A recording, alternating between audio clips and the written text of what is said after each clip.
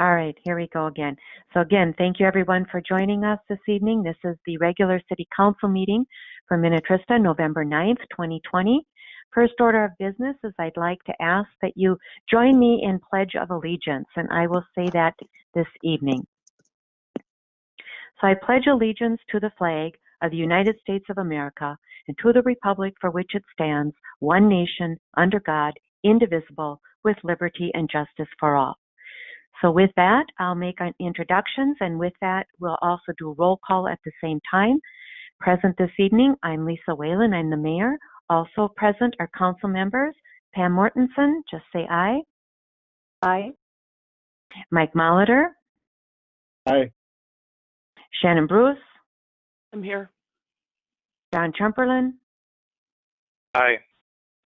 And city staff is with us, City Administrator Mike Baroni. I am here. Community Development Director David Abel. I'm here. Finance Director Brian Grimm. Here. Director of Public Safety Paul Falls. Here. Director of Administration Allie Paulspos. Here. And Public Works Superintendent Gary Peters. Here. City Clerk Chris Lindquist. I'm here.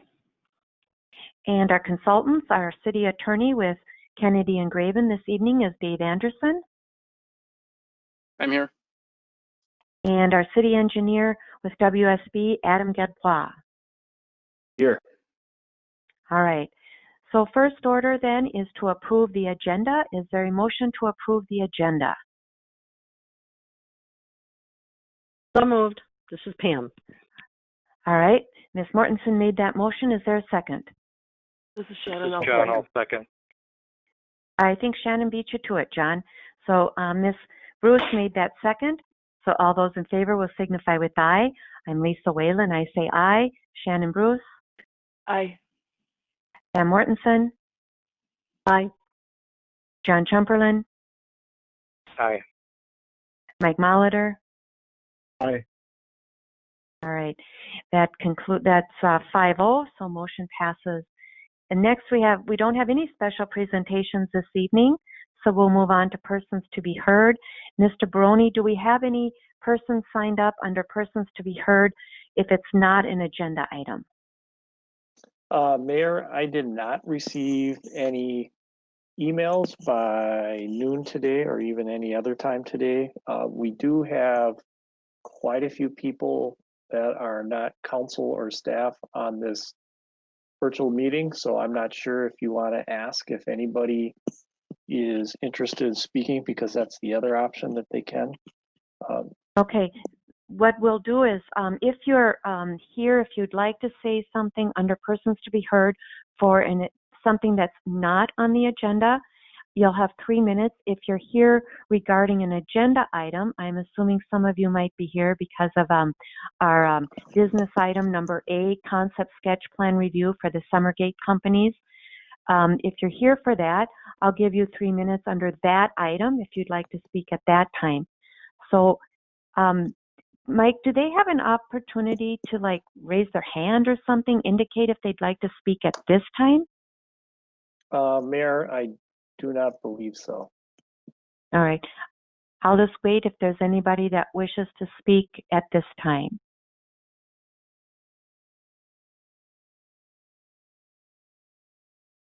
All right. Okay. I'm assuming then that maybe later on. So we'll move on to our consent agenda items. This evening we have a number of items. There are 2 before I read the list that I'm going to be removing. Item number B is approve our regular meeting minutes from October 19th, 2020. I'm going to ask that that be removed, and there's some corrections that need to be made. I'm going to ask that those be brought back to our December 7th meeting. And then the other item that I'd like to table and remove at this time would be item number D, and that is a resolution to deny the site plan for the solar garden and that's number D.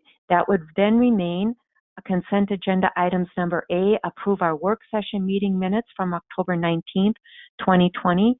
C is a resolution to approve claims. E is a resolution to approve simple subdivision for Woodland Cove LLC. And F is approve the City of Minnetrista not to waive the monetary limits on municipal tort liability. And G is approve a simple subdivision for Paul and Beverly Baker. Is there any that you need to remove of those? H think and there's I. one more, Lisa. Madam Mayor, there's two others on the next page. Okay. H Mr. and I. Barone first. Uh, Oh, I'm well, sorry. I'm there on the next page. Yes, you're right. correct. Thank On the you. next page, there's two additional consent items. Yeah. Okay. Two more items for consent. Thank you. Approve renewal of public employee insurance program as the insurer for 2021. And then I is approve CARES funding grant agreements with We Can and West Tonka Food Shelf. Any of those items we need to remove? All right. Hearing none, is there a motion then to approve consent agenda items A, C, E, F, G, H, and I?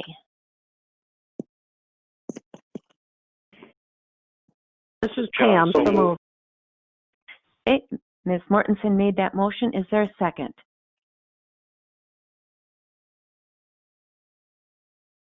This is John. I'll second it. Thank you, John. Mr. Chamberlain seconded that. So all those in favor will signify with aye. Ms. Bruce, how do you vote? Aye. Mr. Chamberlain? Aye. Ms. Mortensen? Aye. Mr. Molitor? Aye. And I, Lisa Whalen, vote aye. Motion passes 5-0, and we'll bring item B and D back to the December 7th meeting. Public hearings. Now we go on. We have a vacation of a portion of drainage and utility easements within Lot 1 and Lot 2, Block 1, Game Farm Hills, Hennepin County, Minnesota. Mr. Abel, is that you? Yes, thank you, Madam Mayor and members of council. This public hearing is related to item 4G, which you just approved on the consent agenda. It's regarding the simple subdivision at 1600 Game Farm Road North and 1610 Game Farm Circle. This resolution would vacate the drainage and utility easements on the current lots. And what that does is allow for the simple subdivision request to go through. We will be obtaining new easements with the new property line adjustment that, like I said, that you just approved as 4G on the consent agenda. So per state statute, we're going ahead and holding the public hearing to take any comment. You can close the public hearing, and we do have a resolution for your consideration this evening. Thank you. All right. Thank you. Yes, like you stated, Mr. Abel, we per state statute we have to hold a public hearing to vacate any drainage and utility easements, same as road easements, things like that. So, thank you. Are there any comments or questions of the council? All right. Hearing none, then I will open the public hearing at this time. Anybody that has a comment for or against or questions regarding this item, you can speak at this time. And Mayor, if people do want to speak, they will have to unmute their microphones and speak. I cannot unmute them. Okay. If you would like to speak, you don't have to, but if you would like to speak, as Mr. Barone said, you have to unmute your microphone. All right. Assuming there is nobody, we'll take it back to the council. Is there, council, any further questions or discussion? Pretty straightforward. All right. Otherwise, is there a motion then to approve the vacation of a portion of the drainage and utility easements as presented in our packet? This is Shannon. So moved. All right. Thank you. Is there a second? I'll second that. This is Pam. All right. So Ms. Bruce made that motion and Ms. Mortensen seconded that. All those in favor will signify with aye. I, Lisa Whalen, vote aye. Ms. Bruce? Aye. Ms. Mortensen? Aye. Mr. Chamberlain? Aye. Mr. Molitor. Aye. Motion passes 5-0. So that concludes our public hearings, and I'm going to close the public hearing at this time, and we will move on to our business items. We have the first one is the concept sketch plan review for the Summergate companies regarding property located north of County Road 110 West and west of Saunders Lake. I'm going to hand it over to Mr. Abel first. Yes, thank you again, Madam Mayor and members of council. Summergate Companies has submitted a concept sketch plan application for a possible residential development of 6 properties that are located on the north side of County Road 110 West near the intersections of Halstead Avenue, Cardinal Cove Drive, and Halstead Drive. As the council may recall, a sketch plan is the initial presentation of the applicant's intent, and it allows the city council an opportunity to guide the applicant on a proposal. The feedback that you give can inform the applicant on whether to proceed with a formal application, which would be the next step. The 6 properties in question are not located in the metropolitan urban service area, or what we more commonly refer to as the MUSA area. The properties are not currently readily available for development in their current zoning, as they are right now. A comprehensive plan amendment and rezoning, along with the extension of utilities, would be required for this proposal to move forward. And to put it simply, the proposal before you tonight can be broken down into 2 subject areas. The first being the big main point of discussion, or first point of discussion, would be the comprehensive plan amendment, and whether or not there would be support from the council to move forward as such. If the answer is yes, we could certainly dive more into the actual concept sketch plan review and talk more details about the plan and what you like or do not like about it. You can see there's a pretty lengthy staff report that talks about all the different aspects of their proposal and what staff, engineering, Hennepin County, and other agencies would be looking for if they were to move forward. If the answer is no, if we don't have support for a comprehensive plan amendment, it might be somewhat of a moot point to even go into discussions of those details, because that is essentially the first step that would have to be made in order for something to move forward. So just point of clarification for the council, that it would be staff's recommendation for you first to determine whether or not you support an application for a comprehensive plan amendment and the rezoning request, and then we can go from there. The Parks Commission and Planning Commission, they did review this proposal. In regards to the comprehensive plan amendment, the Planning Commission would need to see supporting documentation, which would include engineering studies related to water and storm sewer. They talked about the need for a traffic study for County Road 110 West. They talked about some concerns that this proposal might have on the school district, and then they also talked about some concerns over emergency vehicle accessibility.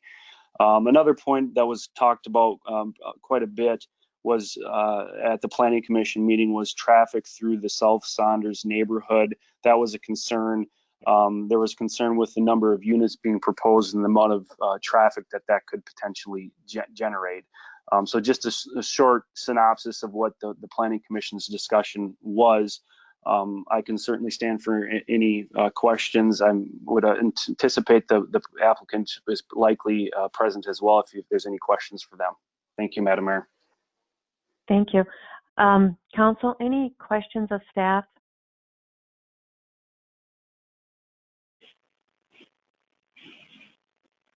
From what I understand, the question before the council is, do we want to amend the comprehensive plan? That's the first question. And yes, from my perspective, this is a development that looks on the surface to have a good mix of open space and parks, and it appears to be well planned and thought out. It appears to have a lot of support from all the different parcels in the area wanting to come together to support this plan. and just staying at a higher level view, I think I would support a comprehensive plan amendment to do this. I think there are issues to be talked about if we get closer to a preliminary plat, but this is a concept plan, and yes, we need to talk about traffic and where streets are going to go, and if they can access the County Road 110 and all those things. But my feeling is I'm willing to make an amendment to the comprehensive plan to accommodate this development. Does the rest of the council have any other questions of staff or comments? We'll obviously give people that are in the audience and or the applicant an opportunity to speak as well. Do you want to hold on to your comments, or do you want to make them now? It's up to you. This is John I'll T. go with, I just wanted to agree with what Ms. Bruce said. Everything she said, and the other piece I would add is this area is not zoned currently for the development, but it is a logical, from my point of view, a logical place in that part of the city with already the developments to the east and to the south there as well. So it seems a good fit, and I would support the plan change. well, I'll weigh in real quick here too. One of the things I think the council has to consider is the city just went through a very in-depth comprehensive plan amendment or update and we just approved that about 1.5 years ago. And with that, during that process, the entire community was invited to weigh in, give us their opinions, and tell us what they wanted. And our entire community was very clear on trying to kind of limit and maybe even stem the growth in Minnetrista, and also try and keep what we currently have in our rural areas. So while it's correct, they're immediately adjacent to, or at least one of the properties is immediately adjacent to a developed area, the other issue I think that we also have to look at is we have to ask ourselves, will this open a Pandora's box? Because there's several different properties in the northeast area of our city that are in exactly the same position, immediately adjacent to developments. And what if they come in and they say, well, we're in the exact same position as these properties, so now you have to open it up for us too. And when you look at all of the properties that this could potentially include, we're looking at quite a few properties. So I think those are other questions that the city council has to look at and has to ask themselves versus whether, because certainly we could say, yeah, we could maybe address a lot of these issues, but do we really want to open it up at this time? Then the other question that I would have of the council is, I know that some of the residents are concerned about the through traffic. Maybe that could be addressed, I don't know. But the other big issue is density, and we always have this issue here in Minnetrista. And I think we need to address density with the Met Council prior to jumping on board with a comprehensive plan amendment. If we could get density addressed, then we might be able, maybe, consider a comprehensive plan amendment. That's kind of where I'm coming from. Those are just some questions, some issues I think the council needs to consider. So with that, Mr. Molitor and Ms. Mortensen, do you want to weigh in, or should we go to the public and get their input? This is Councilmember Molitor. I would have a tendency to agree with you that I'm not really open to the idea of a comp plan amendment for the reasons you mentioned. We did put a lot of time, energy, and effort and thought into the plan that we have forward. And more importantly than all that, people around this area, this proposed development, have made some very important decisions and very big financial decisions, partly based on what was proposed here. Just like we see this in a lot of land cases. And I don't think it's fair for us to, not even a year into the plan, or barely a year into the plan, to pull the rug out from under them and change the rules. I'm just not comfortable with that. If this does proceed, obviously there's a lot of things that need to be fixed on it, but I don't think it's fair that we went through all this process, got everyone's input, and here we are barely a year into it, and we're going to change all the rules. I think that's really pulling the rug out from under people. Thanks. Okay. Yeah. Ms. Mortensen? I would like to add to those comments that Mike just made. I was part of the steering committee that was on that reviewed the comp plan, and it was a very long and thorough process. I think it was almost 2 years, like you had mentioned, and it was a fascinating experience. But you learned as you were going through this comp plan. It's only done once every 10 years, but it connects. The plan connects all the dots in the city's infrastructure, density. All of it is tied together. And for us to come in and change now, I think, and I have read it in the different notes from Gary Peters and engineers, that it is a potential of infrastructure burden, and with our water, septic, all of that. And it all, again, it's connected through the plans that we spend so much time in.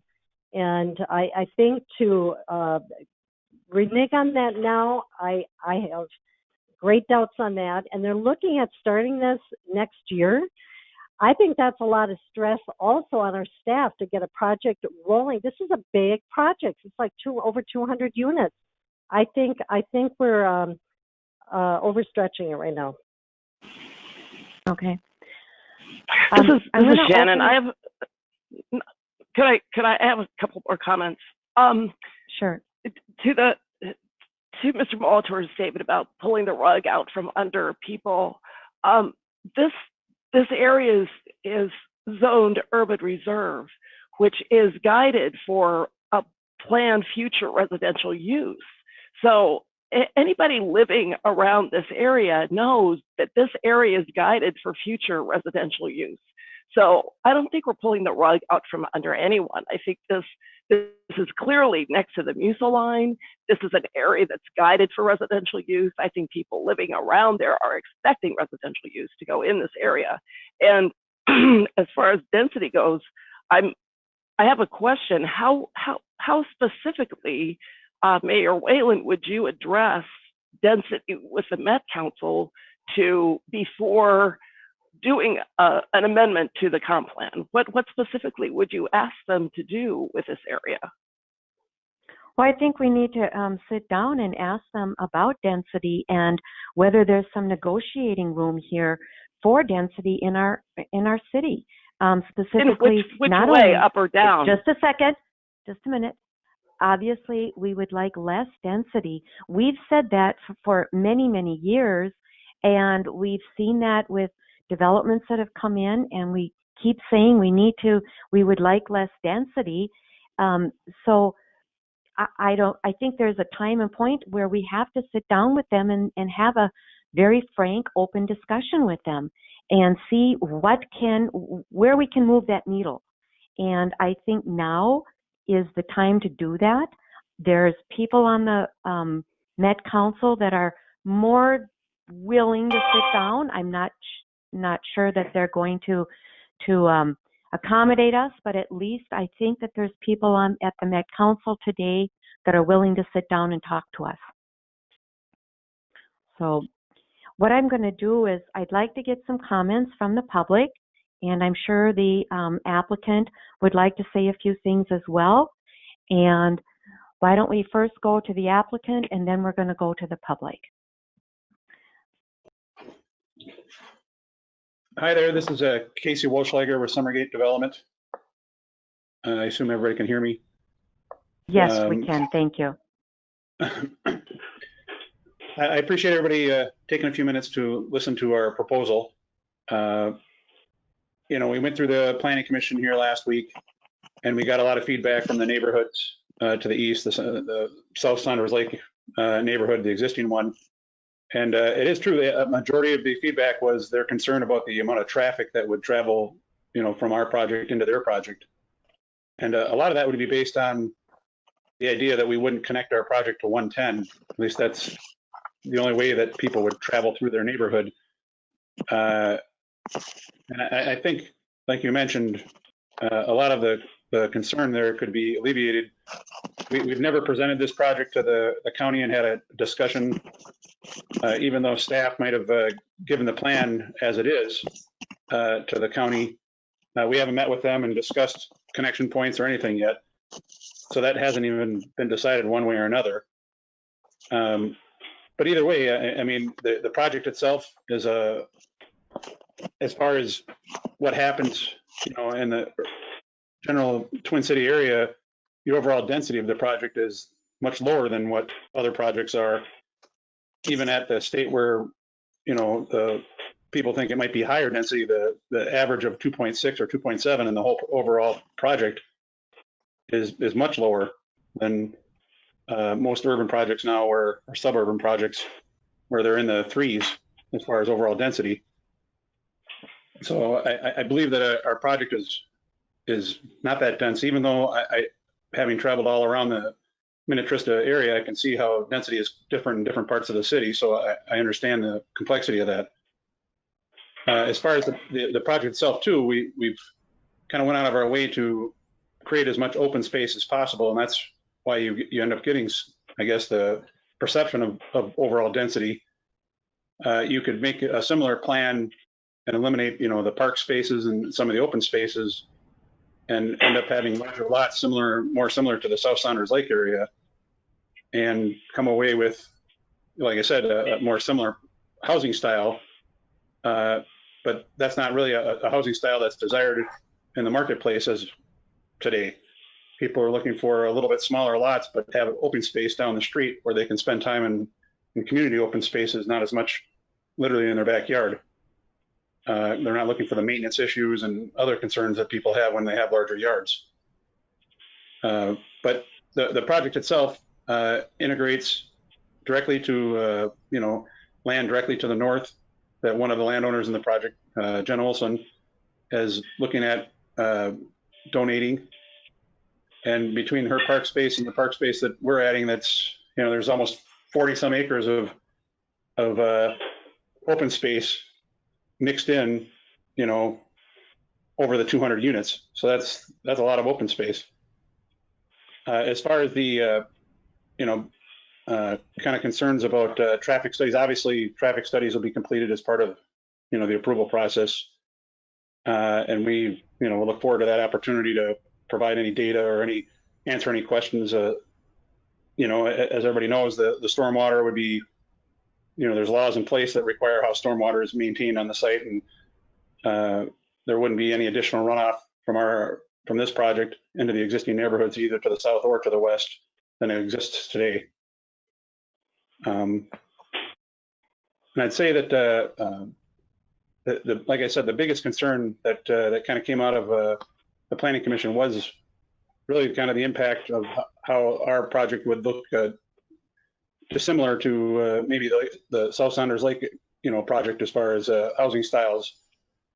And I think the home values for sure would be similar, or maybe even more expensive, but similar. Nowadays, homes are the same size homes that were built in the South Saunders Lake subdivision are built onto lots that are just much smaller. So you won't see a dramatic change in the style of the housing, as much as just done in a different shape or a different format to meet a more modern style. And that would happen regardless of whether you put 85-foot wide lots in or 65-foot wide lots in. The homes are identical now in the modern how they're built.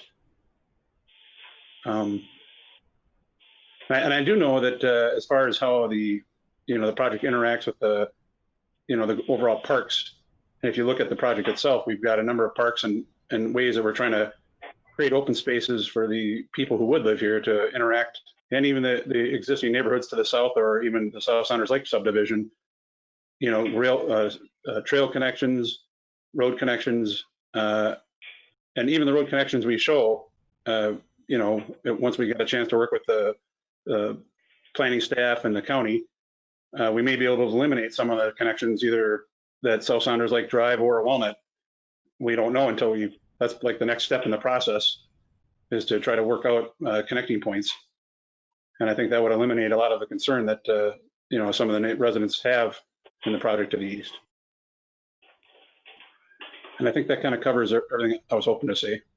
I know, unless anybody has some questions for me. Somebody tell me how much is left on that show?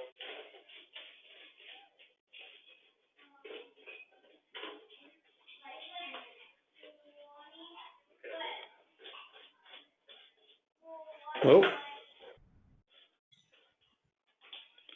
Yes. Hello? Mayor, Okay. Yes. Go ahead. could we have callers that mute their microphones if they're not speaking? Because we're hearing a lot of background information. Yeah, thank you. All right. So I'll take it to the public, and I'll take some public comment at this time. If you would like to speak, you're going to have to unmute, of course, and then you're going to have to state your name and address. That we will need that for the record. So we'll start. Is there anybody that wishes to speak regarding this topic? Yes. Okay. This is Jen Can you Salvati. please? This is Jen Go ahead. Salvati and 2880 Basswood Drive. Thank you. Go ahead, Ms. Okay. Salvati. And I'm on the corner of Basswood and Walnut. So when I look at the traffic piece of this, when we talk about density, we're not just talking about what size lots these houses are on, or whether they're 45 or 55 or 65 or 85. We're looking at the number of vehicles coming in and out of our neighborhood, which at one point was 80 some houses, and we have been here 16 years. We built here. Certainly understand that the land can be developed next to where we are. However, when we moved here, we didn't move here to live in Eden Prairie or out here from St. Paul to be that we're in. I would actually like you guys to understand that your mission statement is actually completely different than what we're proposing here. The mission, the Minnetrista's mission statement. The city of Minnetrista will deliver quality services in a cost-effective and innovative manner and provide opportunities for a high quality of life while protecting natural resources, maintaining a rural character while effectively managing growth. I really don't think that what we're proposing here does any of that. And we live here because, we take the 35-minute drive to the city because this is why we chose to live here. So we didn't end up in an Eden Prairie type of a scenario, or Woodbury or Maple Grove. This is why we live here. And the traffic is a huge concern. The density is a huge concern. This just doesn't seem to fit in our community at all. Thank you. Thank you. All right. Is there anybody else that has comments or questions? Go ahead. My name is Tiffany Bergen, 6665 South Saunders Lake Drive. I'm a neighbor, obviously, of Jen's in the development, and we are right on the corner when you come off of 110 and come into the subdivision on the second entrance. And so my understanding is this development, then the traffic would be turning left in front of our house to go down to the cul-de-sac. To imagine that many cars coming through on a day-to-day basis is a significant concern to us with small children and our other neighbors that also have small children and ride bikes and walk and scooter and such throughout the day. And I'm sure the new development will also have lots of children at play. And so I am somewhat less aware of everything in the plan, but I would just like to ask that if it's possible to consider not joining the two communities with roadways, if that's a possibility at all. I think you would have a lot less resistance from the neighborhood in general. Thank you. Thank you. Okay, are there any other comments, questions? Yes, I'd like to comment. Yes, go ahead. My name is Eric Creer. I live at 2885 Basswood Drive, so I'm in immediate proximity to Jennifer and people that have spoken previously. And I see the same issues with, my kids among the kids that are running around riding their bikes around that intersection. And I understand that the traffic is a concern, and that's a concern to me. Something I've discussed with a number of the neighbors is maybe the possibility, there's been lots of talk of open space and, community space in the new development. It's, to me, honestly, hard to distinguish where that is in the plans or any of the pictures that I've seen. I think something that's had a lot of positive response amongst the neighbors is maybe the possibility of a park or a large open space immediately between where our neighborhood is and where the new neighborhood would be, particularly between South Saunders Lake Drive and Walnut Drive, kind of where the two existing cul-de-sacs end. And if there was the addition of a separate entrance onto 110 and then there was a park dividing the major sections of the neighborhood, I think this would alleviate a lot of the traffic concerns because you would not have people cutting in to getting to houses that are in between, create kind of a division between the densities of the neighborhoods, which I'm sure is a concern of people that live at the end of those cul-de-sacs right now, as well as just providing a community space and possibly helping bringing the new neighborhoods together. If there's a big kind of joint park between them. Thank you. All right, thank you. All right, anybody else?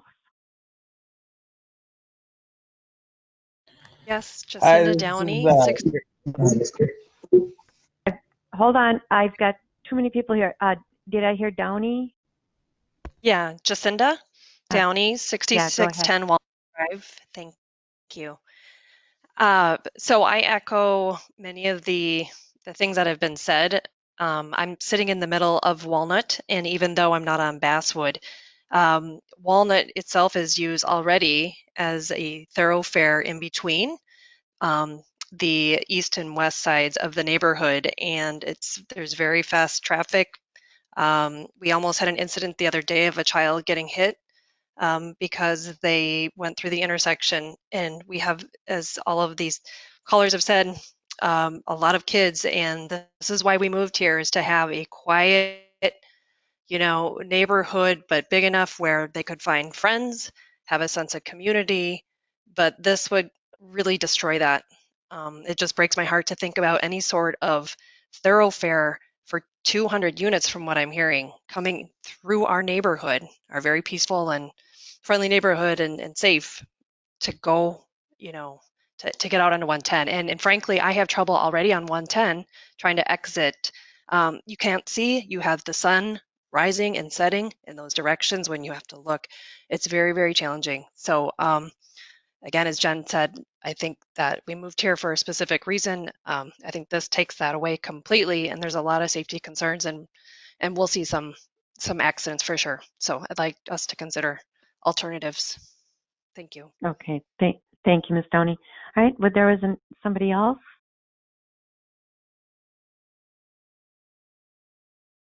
Hi, this is Eric Neverman, 6705 Walnut Drive, on the very western edge of Walnut Drive, so it would be immediately adjacent to the proposed project.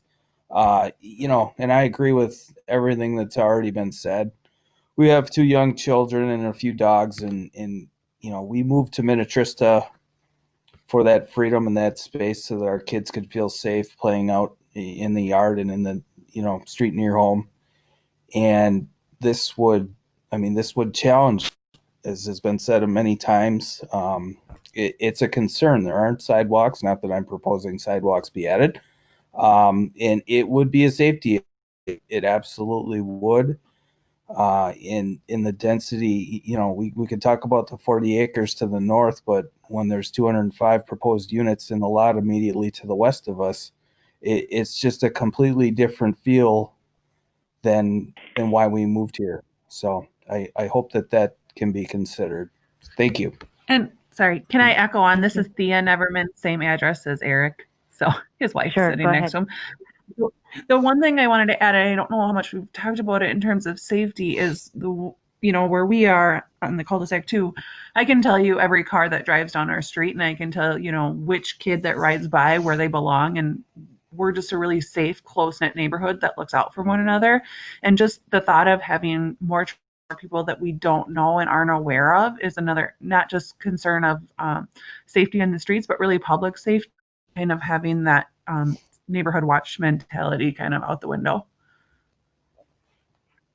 Okay. Yeah, thank you. All right. Anybody else have? Jen Olson, can you hear me? Okay. Yes, we can, Jen. Go ahead. Well, thank you very much. I hear, listening to these statements, frankly, at the Planning Commission, I expressed the same thing. I do not like the idea that there isn't an access that from the county's perspective that could be placed on the development side and would eliminate all of that traffic going through the South Saunders Lake. I will not support that. I will not support that. And I did confess that I was the one responsible when the South Saunders development, which I did not oppose. I loved the farmland that was there. I knew Olga Krantz and the Krantzes. We had a wonderful relationship, and that was a farm. And I hated to see it go, but I knew that development was coming, and at some point that would move onto my land, and therefore it made much more sense to have a connectivity there, and rather than having a real cul-de-sac that had lots all the way around it, rather than having the layout that is there now. So but this is premature. The question that is before the council is whether within the comprehensive planning process that it is appropriate to move ahead. Now, I watched and I was involved somewhat when that comprehensive plan was being started, and had to consider the fact that the Musa line came to the corner of my land. Did I want to have that extended? Did I want to push for this being developed? And when the council decided that they would have it as an urban reserve, that sometime during the next 10 years, possibly, that it would probably be appropriate to develop, I backed away from that for whatever impact it might have on the other property owners that are in this coalition of 5 property owners who really, some have lived here much longer than others. I'm not the old timer. The Maters are that in that category. I've only lived here since 1956. And so that doesn't make me an old timer. But I am one of the farm kids that and the people that really appreciate the rural character. I don't understand how you say that this doesn't fit the rural character. The rural character to me is the people as well as the land. And that character was one reaching out to help one another. And that happened. I could tell you many stories of that. The land that is right directly, that was one strip between, that's a part of that farm, I was able to acquire as from Seth Newstrom, who he and his wife lived in Hawaii. And at the time that the first comprehensive plan was going into place, or there was an update, so I'm not sure the exact year that was, but I knew that the owner of the trailer court wanted to buy that land and extend the trailer court all the way down to Saunders Lake. And I happened to mention to him, I tell him what was happening with the change of comp plan, and said to him at the end, I said, you know, if he ever wants to sell, he had moved back, his wife had died, and he was in a nursing home. And Jen, I said, if he ever wants Jen, to sell it, I would be interested in buying it. And he talked to him and came back to me and said he wants you to have it. And so that's how I happened to acquire that and was able to stop having a trailer court all the way across there in that area instead of ultimately the homes. So, you know, I was not anxious. I'm not anxious to develop this. I like it here. I like the rural character. I like the attitude of the rural character too, and that disappoints me a little bit in some of the expressions I'm hearing said here, because I see that great potential for if there's another homeowners association, that there are ways that things that we could do and I could do as one who wants to stay here to encourage the cooperation. I don't think there's going to be a boatload of cars that are with the lifestyles that are changing, especially after this COVID-19, that we're going to see the extremes of that. But that should be discussed beyond this point. And so the reason that it is here now is that one of those five property owners felt the need to leave. And the coalition had begun back in 2007, and then the housing bubble burst and the developers went away and left us alone. But now when they needed to leave, I advised them. I said, you know, you would be better off if you sold your property as an estate with a development potential, and you'd get your money and you could move on, because they didn't want to invest in a lot of improvements and then have somebody come in and tear it down.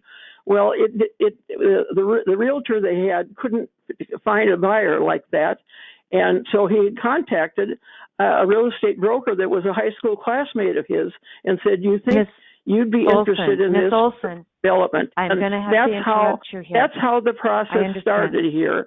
That's why. Otherwise, I wouldn't be a part of asking for these questions. So I just wanted to clarify that is, if you want to keep the coalition and have a development that includes the five property owners that want their land respected, because it's beautiful land and it will be attractive to people, both in the neighborhood as well as the new dwellers that would be attracted to it. And so I felt you need to know that. Hopefully we would have those discussions after the sketch plan. This is just a sketch plan. There's been no application made, and this is input to Summergate that are making some changes, and they're listening. They're reputable people. Okay. I've had great respect for them and their treatment of me and others of the neighbors in this too. So I don't think you should be concerned about how that will be developed, and that they won't be. They're ready to meet. They're going to be meeting with you in I understand. So what we're going to do, I get that, and what we're going to do is we have to answer the first question. We have to say, are we going to expand the MUSA at this time? That's the first and foremost question. And I think that, and then the other, so this brings up a couple of questions for David. David, Ms. Olson stated that this is in the stage development area. Can you maybe explain that, and also maybe enlighten the council a little bit as to what that means and what the timing on that is? Yeah, sure, Madam Mayor, members of council. So stage development areas are located generally adjacent to the existing MUSA line, as I referenced to earlier. That's the Metropolitan Urban Service Area, where you have city, sewer, and water utilities located. And what we will do once every 10 years with a comprehensive plan update, which is required by state statute and the Metropolitan Council, and that's what's been referenced here a few times the process that we just completed about a year ago. Once every 10 years, you take a look at your comprehensive plan and you take a look at those stage development areas, if you will, and you look to see what area do we want to grow in our city. And that is generally the time when you will open it up and bring more of that stage development into your developed areas, if you will. You'll change the guiding from stage development to residential, and then follow up with a rezoning of those properties so that they are now slated and ready for development once those utilities are brought in by the developer. And so again, people can make requests for them in between those 10 years, but generally speaking, it is done once every 10 years. So there's no, when you say stage development, then there's no, how to say, guarantee or anything that people can come in prematurely, so to speak. It is the right to request it. It is a land use application to make the request, but it is not. It is a decision, a policy decision that is up to the city council by a supermajority vote as to whether or not you would like to proceed with an amendment in between those annual, those decade updates of once every 10 years. Okay, thank you. All right. Are there any other residents that have any more comments? Mayor Whalen, this is Jeanette Sheeran. I'm at 6685 Walnut. So I'm next to Eric, going up towards the development. We did attend the planning meeting and zoning meeting when they had it. There were several comments made. I mean, I understand the developer stating that, there's green space and whatnot. I asked that he downsize that quite a bit.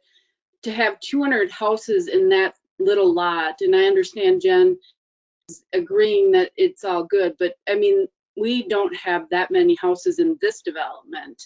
And he's stating that, that they'll all be the same as our houses here. There's just, that can't fathom. He's also not stating that there's going to be slab houses.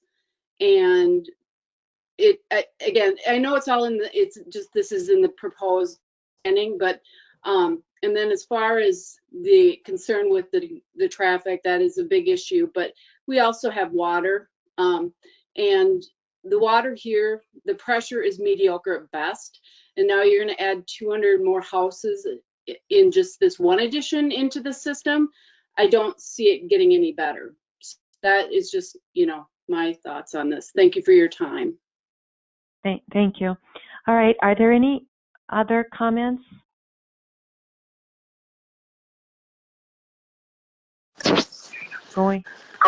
Hello, this is Mike Salvati, Yep. also 2880 Basswood Drive. I would like to address the traffic on 110. It seems to me there was some sort of that was done that said that 110 can handle it, but as a user of 110, there's no sidewalk, there's really no way for pedestrians to travel on 110 due to the narrow shoulders, and kids want to bike on there. And now we're talking about a significantly higher amount of traffic on there. There's already a fatal intersection at 44 and 110, and having to make that left turn onto off of 44 on the 110 coming home from work. You can see how much traffic there is on a daily basis. I'm just curious if what sort of assessment that was really done on the ability of that road to handle this much more traffic. Thank you. Thank you. I'm not sure I can answer that question for you. So yeah, thank you for your comment though. Anybody else? I know we talked about traffic. Go ahead. Hello. Hi, this is Sheila Rory. I'm in the South Saunders neighborhood. My address is 6700 Walnut Drive. I just wanted to comment. I'm echoing a lot of what the people are saying. I live right at the the western edge of South Saunders, right adjacent to the proposed development. And I think the true concerns are the density of housing within that neighborhood, because it doesn't match the maintaining of a rural landscape that most of us moved here for in the first place. And then also the connecting of the roads connecting Walnut Drive and South Saunders Drive into that neighborhood, and having that neighborhood exit through here. Those I'm just echoing what everyone else has basically said, but those are my big concerns. Thank you for listening. All right, thank you. All right. So we've heard a lot about traffic. Are there any other concerns besides traffic? Anybody else have comments? This is Jen Salvati. I would like to also echo what Jeanette Sheeran stated about water. I do think water is huge, and I think before considering moving a MUSA line, we really need to address our water first. Thank you. Thank you. All right. Anybody else?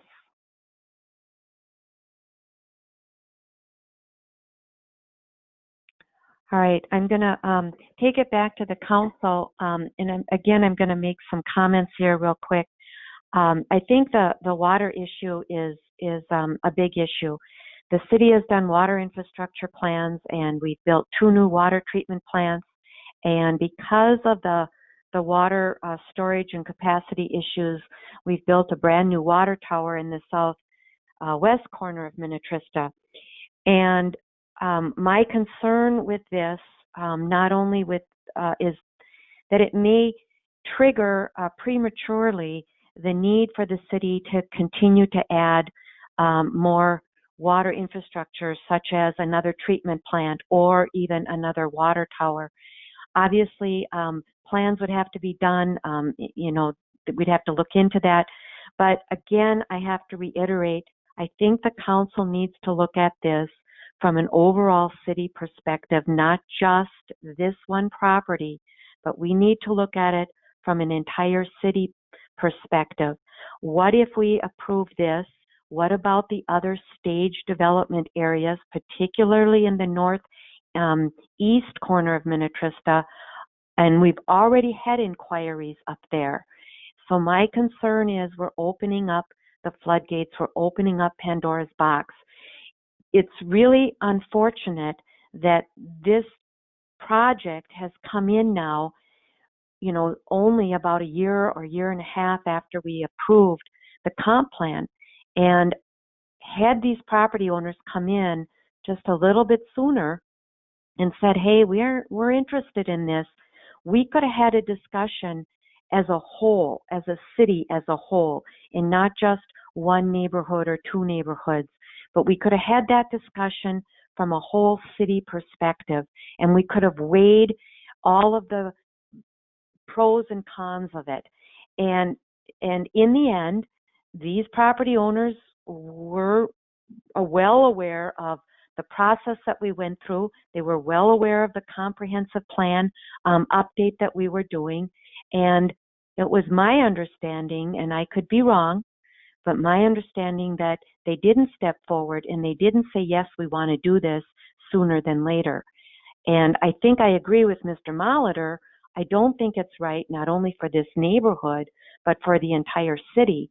And I recently ran on the platform of preserving our rural areas for the foreseeable future. I simply can't go back on that word. I can't go out now to the people saying, oh, well, we're going to add 6 properties with over 200 homes to our community.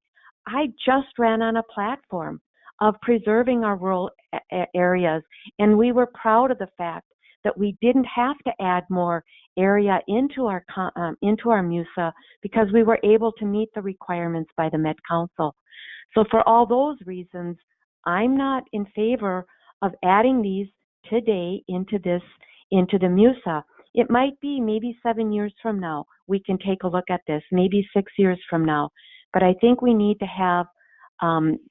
adhere to our current comp plan. So that's where I'm coming from. Rest of the council can weigh in. This is Shannon. I want to make sure that we understand that approving an amendment to the comp plan does not necessarily mean that we're approving this development as presented or even at all. But what it does is it gives the opportunity to the developer to bring forward a plan that would be acceptable, that would address the traffic, the safety, the density, the water issues, and all of that.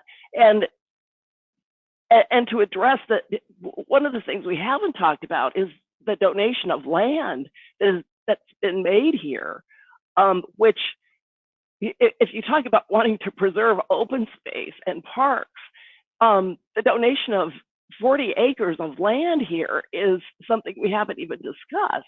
And that's my fear of letting this development and this developer just walk away from this, is because we're going to lose an opportunity to let this developer come back with a proposal that is acceptable.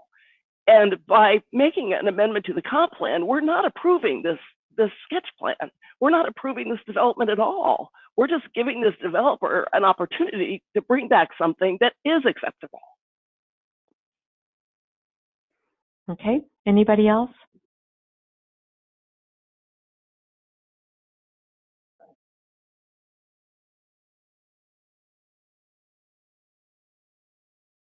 All right.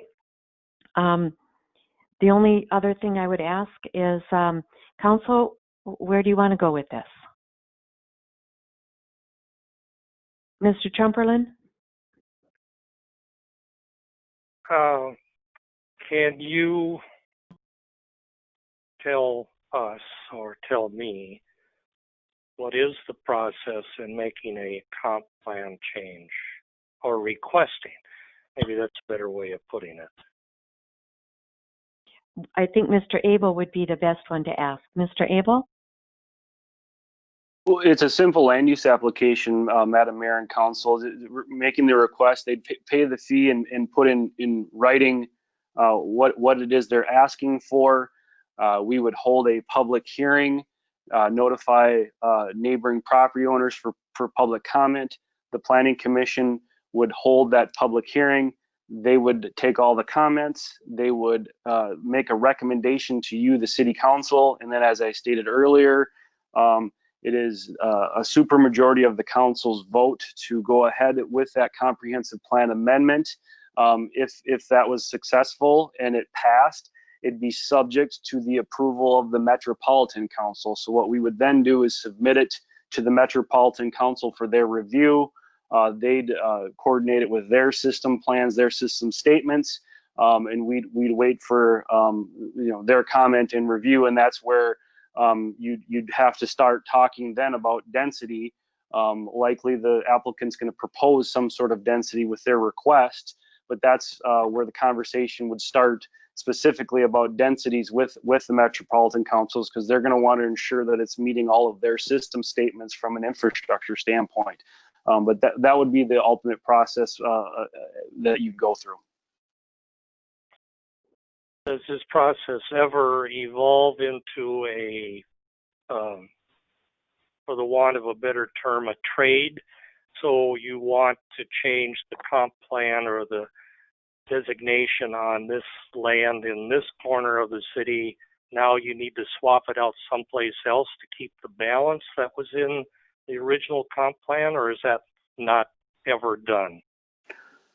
Madam Mayor and Council, that's the good question. I mean, that is done when you're taking units away. If you recall, and what's been mentioned earlier is in our last go round of our comprehensive plan update, we were in a unique and I guess, for lack of a better word, comfortable situation, because we did not have to bring in more area out of the stage development district into development, because we are already meeting all of our required system statements with the Metropolitan Council with the development we have occurring right now.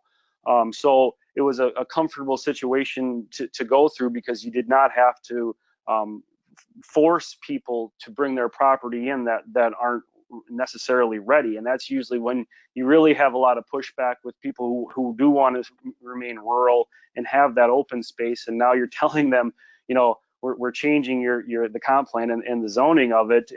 And so that tends to be a problem, and we didn't have that situation. So the only time that would occur is if we're down on our numbers and we need to make up for it somewhere else, and that is not the case here. You can do that, but that isn't what would be needed in this scenario or situation. Like I said, because of the development that we currently have guided and zoned and under development right now. Thank you.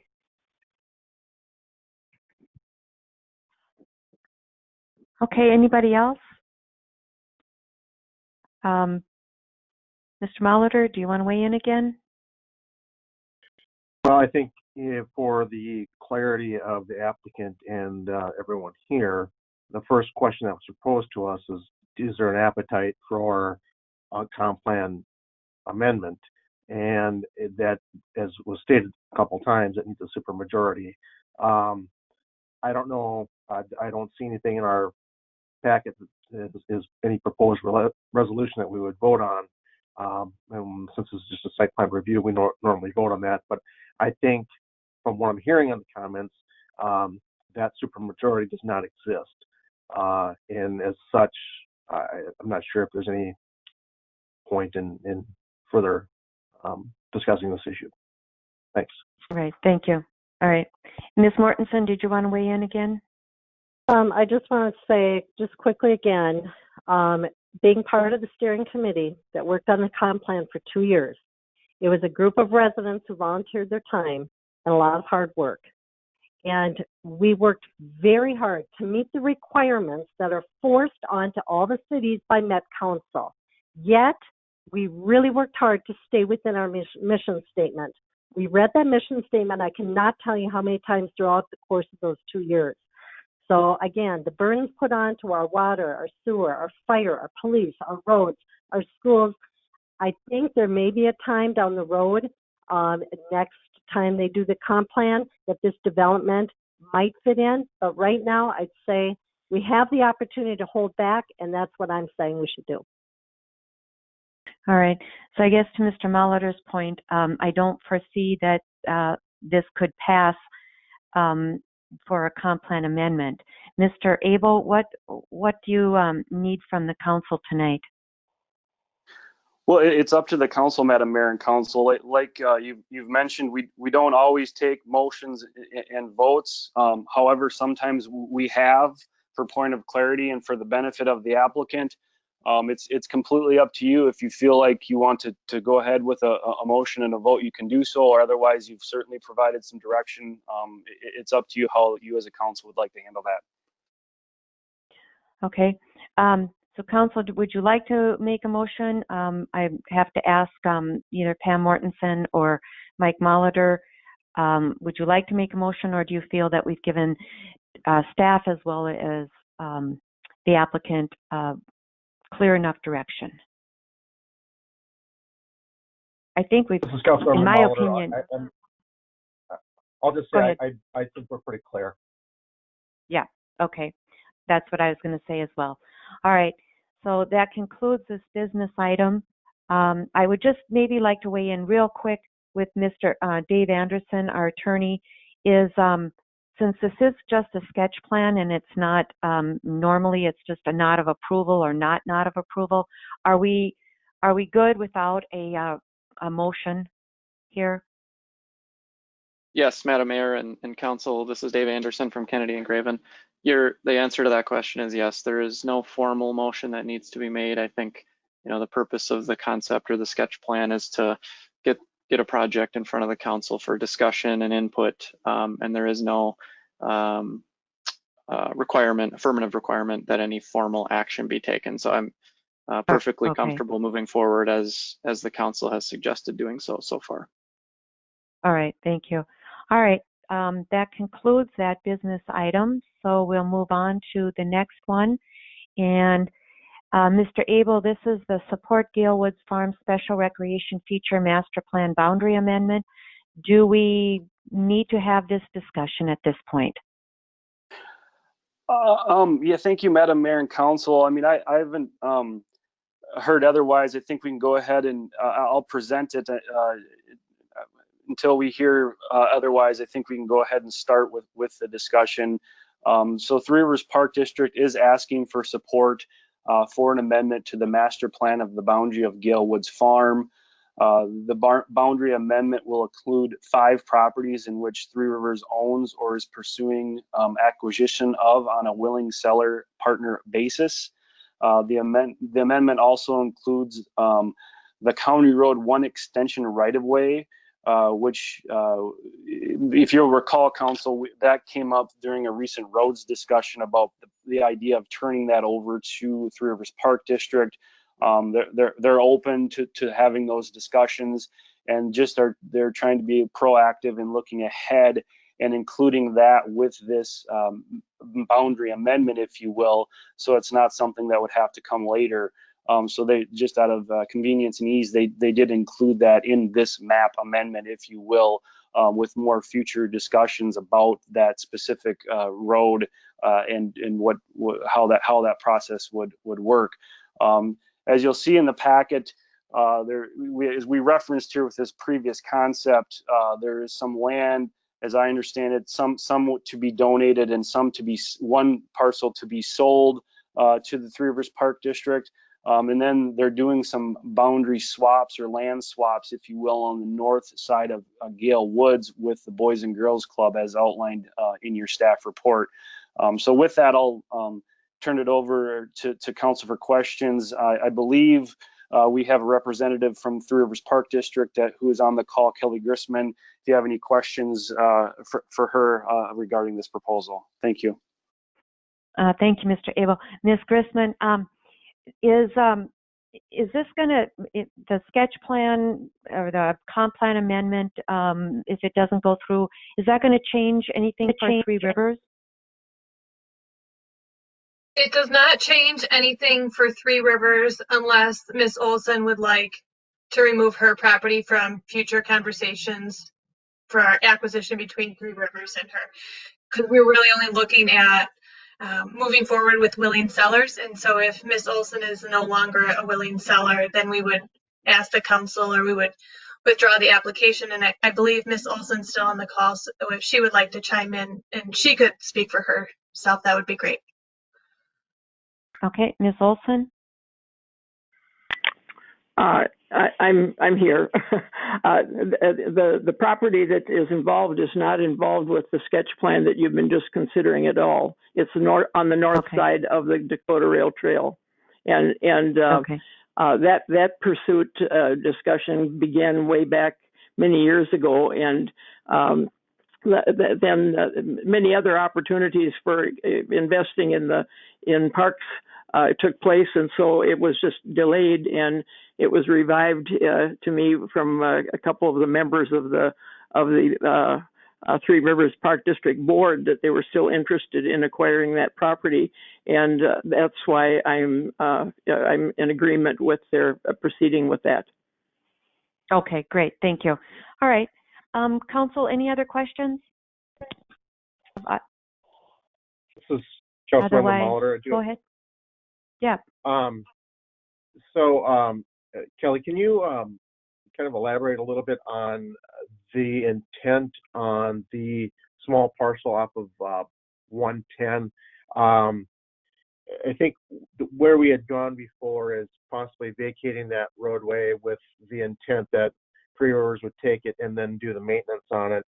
And the material in our packet kind of led me into that direction, but I'm not sure if that's true or not. So can you tell me what the intent is there with that piece? Yes, Council Member Molitor.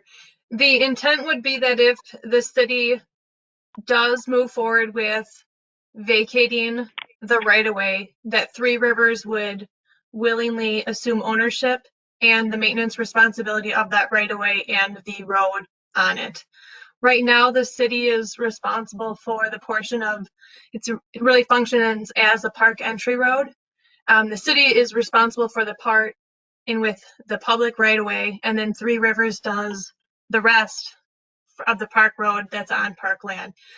So at which time the city moves forward, if they so choose to vacate it, we would simply assume all of that responsibility and the city would no longer have that financial burden. Okay, thank you. I think to staff, we had put this process on hold. If we decide to move forward with this, I think that would be one element then that we probably want to resume and get that addressed so that once the boundaries are aligned and we now have this agreement, that we would probably be inclined to vacate that roadway in the near future. So I just want to make sure staff's aware of that. Thank you. Thank you, Mr. Molitor. Good point. Yep. Anybody else?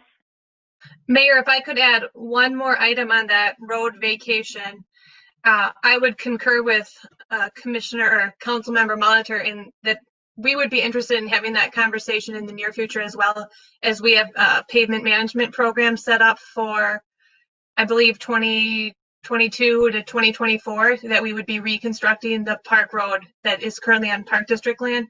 And we would like to wrap that right-of-way portion into that project if that's the city's direction they would like to see in the long term. Okay, yeah, thank you, Ms. Grissom. I think the City Council has discussed this, and we're very open to turning that right-of-way over to the Park District. So staff is aware of that, so we can maybe have you and staff work together on that in the very near future, as soon as you want, as far as we're concerned. I know we've all talked about it, and we thought that would be a good opportunity for you as well as the city. Great, So, thank you. All right.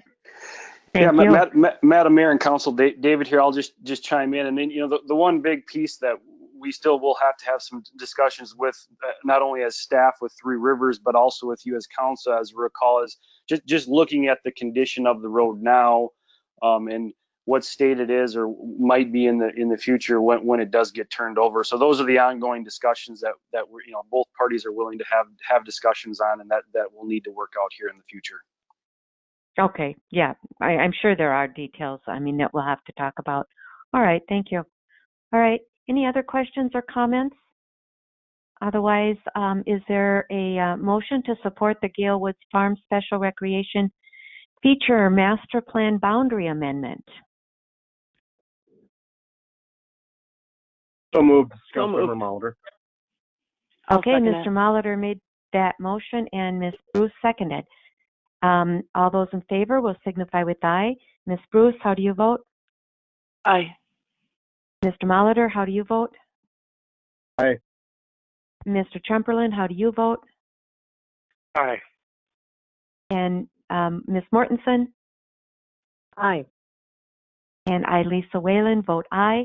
Motion passes 5-0. So next we have Three Rivers Park District assessment discussion. Mr. Abel, is that you again? This is Adam. That'll be me, Madam Mayor. Okay, go ahead. Actually, it'll be me in conjunction with David Anderson from Kennedy and Graven, but I'll start it off here.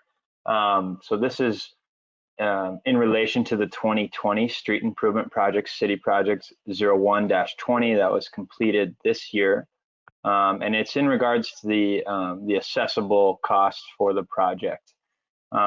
Three Rivers Park District has a property adjacent to Shady Lane, and through the 2020 project and through the feasibility report, we completed a preliminary assessment roll and a final assessment roll in accordance with the Minnesota State Statute Chapter 429, following the processes, and an assessment hearing was held on May 18th in 2020, where the final assessment roll was adopted, and the assessment amount was presented and adopted by the City Council by a vote of 5-0.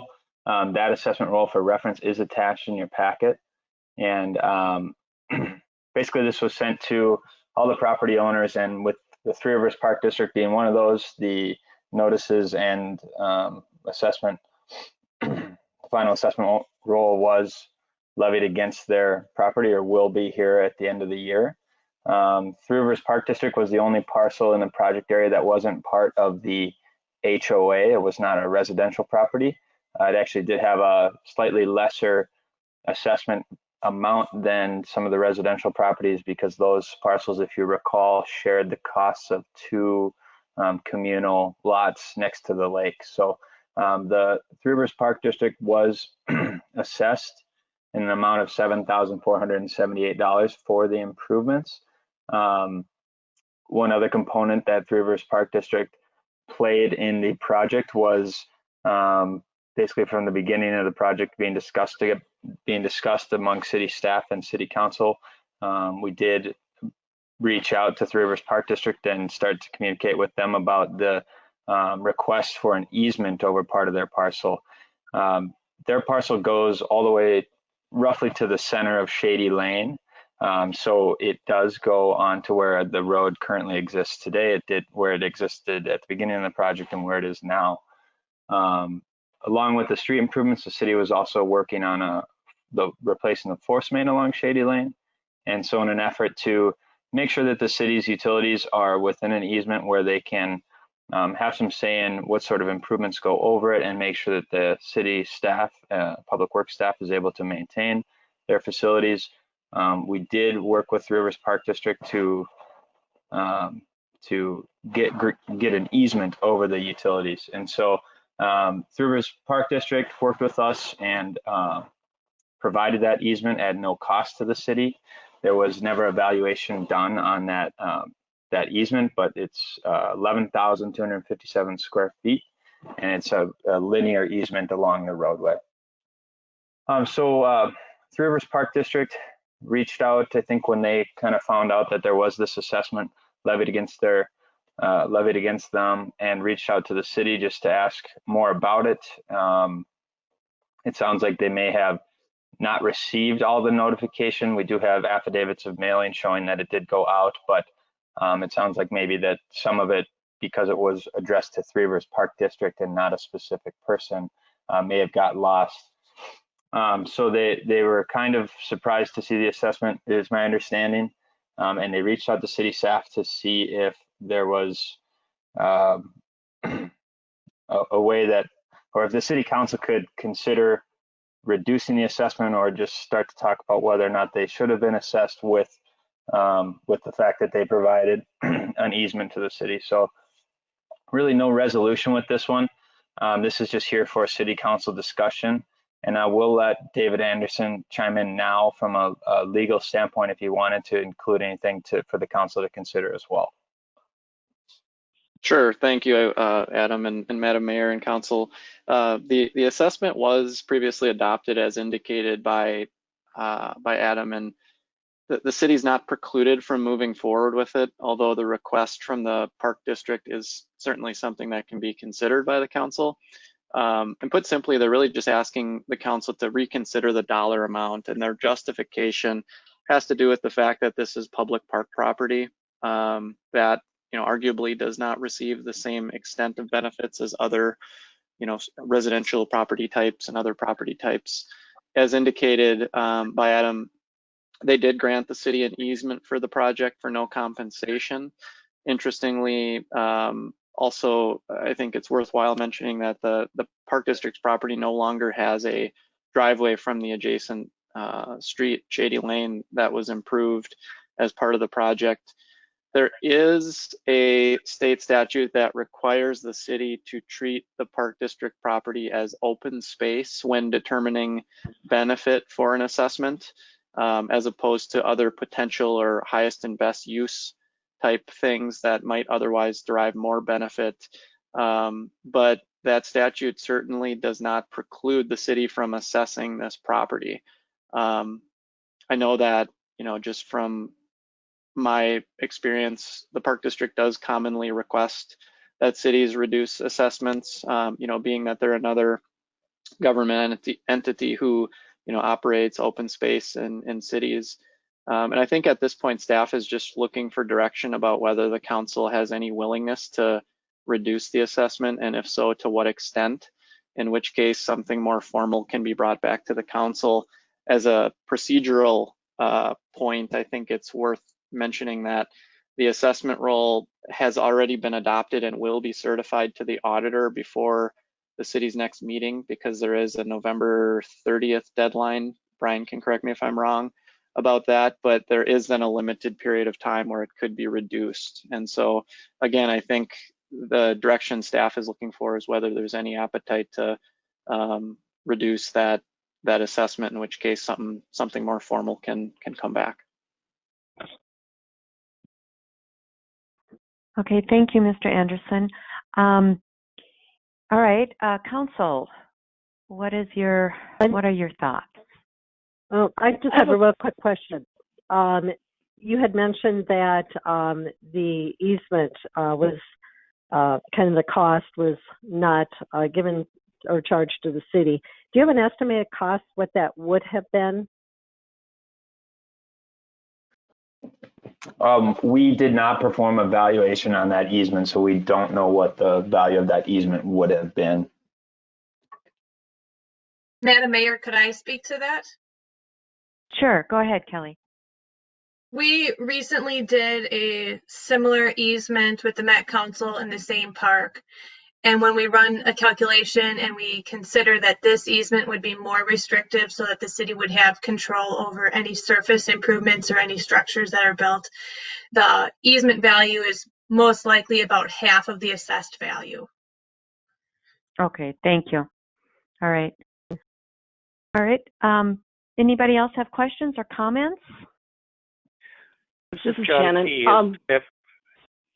Wait, hold on. Go ahead, John. We'll go with Mr. Chumperland first and then Ms. Bruce. Go ahead, John. Have we in the history of the city had any previous situations where we've done road improvements and have had either governmental agencies or 501c3s that had parcels that we've negotiated with? I don't think we have. We've had, so David, or I'm not sure who, remember when we did Halstead, there's 2 parcels there that belong to MCWD, and we did assess them, but we didn't need easements from them. Does anybody recall that? Yeah, Madam Mayor and Council, this is David. Correct. And I guess the difference there, I mean, it is a government agency, but that's technically not open space, and they wouldn't technically fall. David Anderson can correct me if I'm wrong, but I don't think they would fall technically under the same statute that the Park District is referencing. I think it's actually specific to say that watershed districts are subject to assessments, if my memory serves me correctly. Okay, thank you. And Madam Mayor? Mr. Chumperland? Yeah.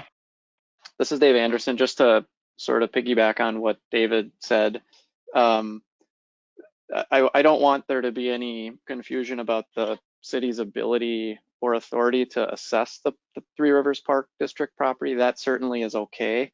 I think really the request here comes down to whether the council wants to consider reducing the assessment based on what we're now being provided by the Park District in terms of the request. And you know, I'm not sure about whether there was ever any expectation in granting the easement about you know, a reduction in the assessment, but it does sound, and I'll say this because it seems like this is true, it does sound like the Park District really was not aware of the assessment until after it was assessed. Now that may have to do with their, you know, how they handled whatever they might have received in the mail, but I think, you know, it does seem like a genuine request from them that sort of came about after the assessment was approved, and that's probably why they did not participate in the public hearing process and reach out to staff until after the assessment was, or the assessment roll was approved by the council. Thank you, David. Okay, Mr. Chumperland, did you have any other comments or questions? Only comment, I guess, for value given, I mean, if we can arrive at a number, a percentage, whatever that value of that easement value to the city, I would be willing to have a discussion on that. But I don't know how subjective that's going to be, and I think we need to come up with a number, not multi-numbers, pick A, B, C, or D. So I don't know how easy it may be to come up with a number. It may be just as easy to say the assessment is what it is, and maybe we need to clarify if we ever send assessments or official documentation again to Plymouth that it's somehow identified to an individual, but that they weren't necessarily aware of it, I guess, is not something that I will buy. Okay. Anybody else? This is Shannon. The question that I wanted to ask is what was the value of the easement? And I think the Three Rivers Park District representative said that it was about half of what our assessment is. And I think we can take that number as you divide 74, 78 in half and you get 37, 39. And if we reduced the assessment to that, that makes sense to me. They gave us something of value. I think we can reduce their assessment by that amount. And I have no reason to think that, they're making up numbers. I think she honestly remembers what that number was, and we could verify that if council members would like to do that. But I think it's fair to reduce the assessment by the value of the easement that they granted us. Okay, thank you. Mr. Molitor, Ms. Mortensen? Well, this kind of ties back to what I mentioned in the previous agenda item about the 110 West. It sounds to me, if you go back to that discussion, we kind of stalled that, or I shouldn't say stalled that, we put that on hold because there seemed to be an unwillingness on the part of the Park District to do the improvements to the road. My impression, and perhaps I'm wrong, but hopefully I'm not, is that they've changed their stance on that, and they'd be willing to take the road pretty much as is and incorporate the improvements as part of their pavement management plan. So given the cooperation that they seem to be showing there, I would be in favor of making an adjustment on this assessment, whether it's half has been suggested or all or some other number. But I think it's I see some basis for doing that. Thank you. And Ms. Mortensen?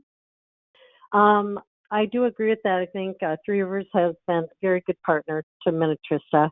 And I think taking the cost of the easement and take that value and to make the deduction for the assessment is fair. And I do appreciate that they are coming back with the possibility of them doing that road, which I agree with Mike. I originally thought that they didn't want to do it unless we fixed it, and then we kind of put it on the back burner. So I think that shows good partnerships. Okay, I agree. We want to maintain our very good relationship with Three Rivers, and also considering that we're hopefully going to be turning that park access road back to them. I would almost go to the extent of saying we should just again maybe have some kind of agreement that we would forego the assessment as long as one, they take the road and improve it at their expense. If we could come up with that type of agreement, I think the city actually would be ahead of the game in that case. But I do want to continue our very good relationship with Three Rivers, and so that would be kind of my thoughts. I think that $7,400 versus not having to fix the road for several tens of thousands of dollars would be in the city's interest. Would you all, could you agree to that, where we bring back or have staff put together a agreement that we work on that?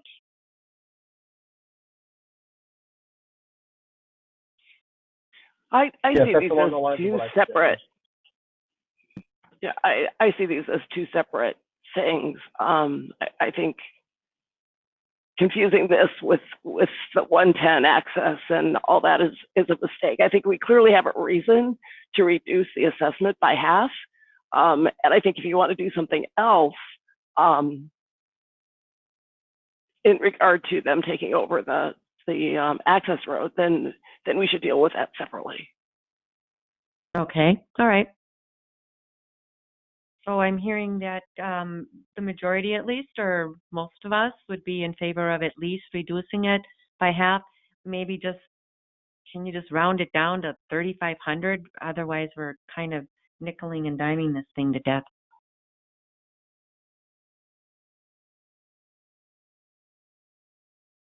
Are we okay with 3,500? I'm fine with that. I think we can move on. Okay. Yep, I agree. I'm fine. I'm All fine right, with that. Mr. Trumperlin? All right. I'd agree. All right. Staff, do you need a motion to that effect then, so that you can do this prior to November 15th? From my perspective, that would be nice. This is Brian. I don't know if Dave Anderson has something, but to me, that would be good clarity. So when we send it down to the county, there's a reason why we've amended the original assessment roll down to 3,500 for that parcel.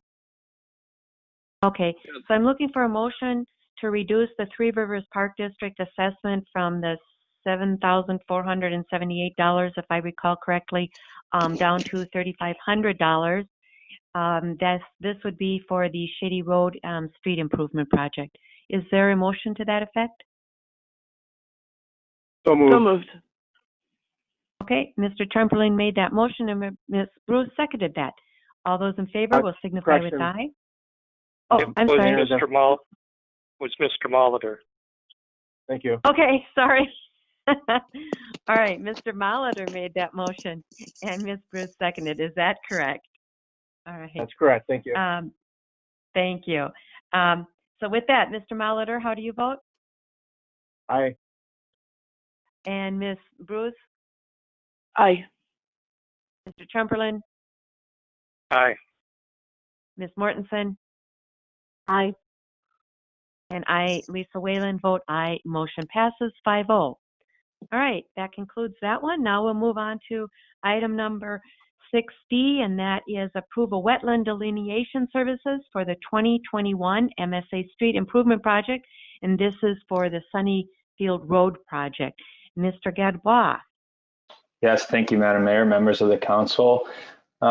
This is for the Sunnyfield Road project, and we've included there an aerial image of the corridor with some red dots and green dots. And the red dots indicate some wetlands that are well off the street, but in our preliminary design going through the feasibility report for this project, we do think that there's a chance based on state aid requirements for the slopes of the boulevards that there may be impacts to those wetlands. And original scope was not included to delineate those wetlands, but we do want to make sure that in our design we can basically go through 3 options, and having that delineation done on those 3 wetlands will allow us to look at will allow us to say there will be no impacts to the wetlands, or it will allow us to request a variance from state aid so we can change the boulevard slopes so that we don't impact the wetlands, or potentially, and probably the one we would least like to do, which would be process a wetland impact application. There is another wetland adjacent to the corridor labeled in green on that aerial image. That one was delineated. I wasn't around then, but probably having to do with that parcel there in the preliminary design for that development off of Marina. And that was done within 3 years, so that one's still valid. So we would like to get our crews out there and delineate the wetlands so that we can follow the process and conclude whether or not which of those 3 options we'd be going forward with. So I could take any questions on why this is necessary.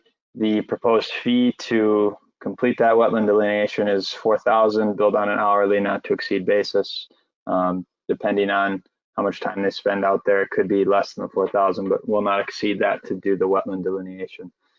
So we'd recommend approving this so that we can get them out there right away and continue with our feasibility report that I believe we'll be presenting to the council here in December. So I'll take any questions on the necessity of this wetland delineation.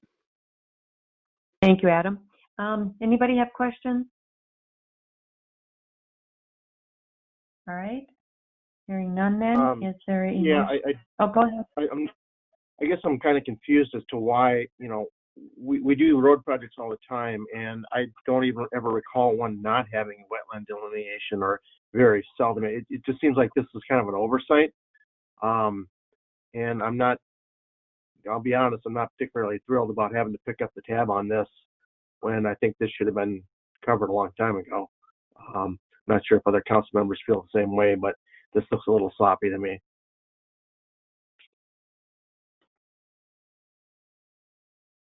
Okay. I believe, Mr. Gabois, if you could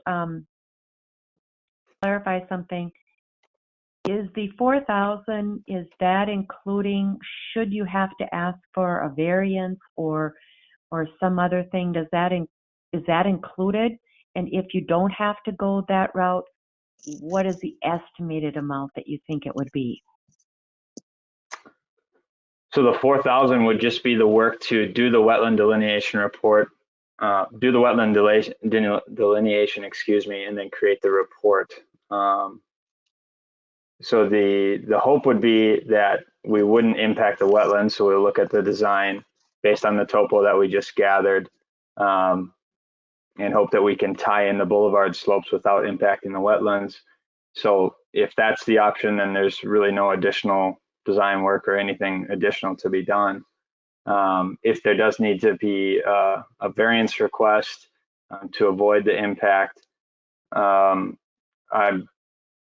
sure that we can work through that without requesting any additional design fee. If we need to process a wetland impact application, very similar. I'm sure that we can work through that without additional design fee. So really, it's just we want to get that information, and I can't speak to whether or not it was an oversight or if the scope of the Sunnyfield improvements have kind of evolved over time as we've talked about this, and so very well could have been, but ultimately we need it whether or not it was an oversight. So the works has to get done to make sure that we're meeting stated requirements and the watershed district requirements. Okay. And Mr. Gabois, will this come out of our MSA funds, or can it come out of our MSA funds? To my knowledge, this can come out of the MSA funds, municipal state aid, yeah. Okay, thank you. All right, council?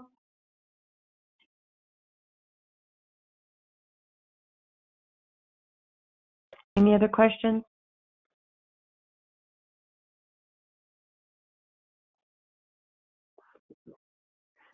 All right, hearing none. Is there then a motion to approve the wetland delineation services for the Sunnyfield Road project? It needs to be done, and we can't really move forward. Well, it does need to be done.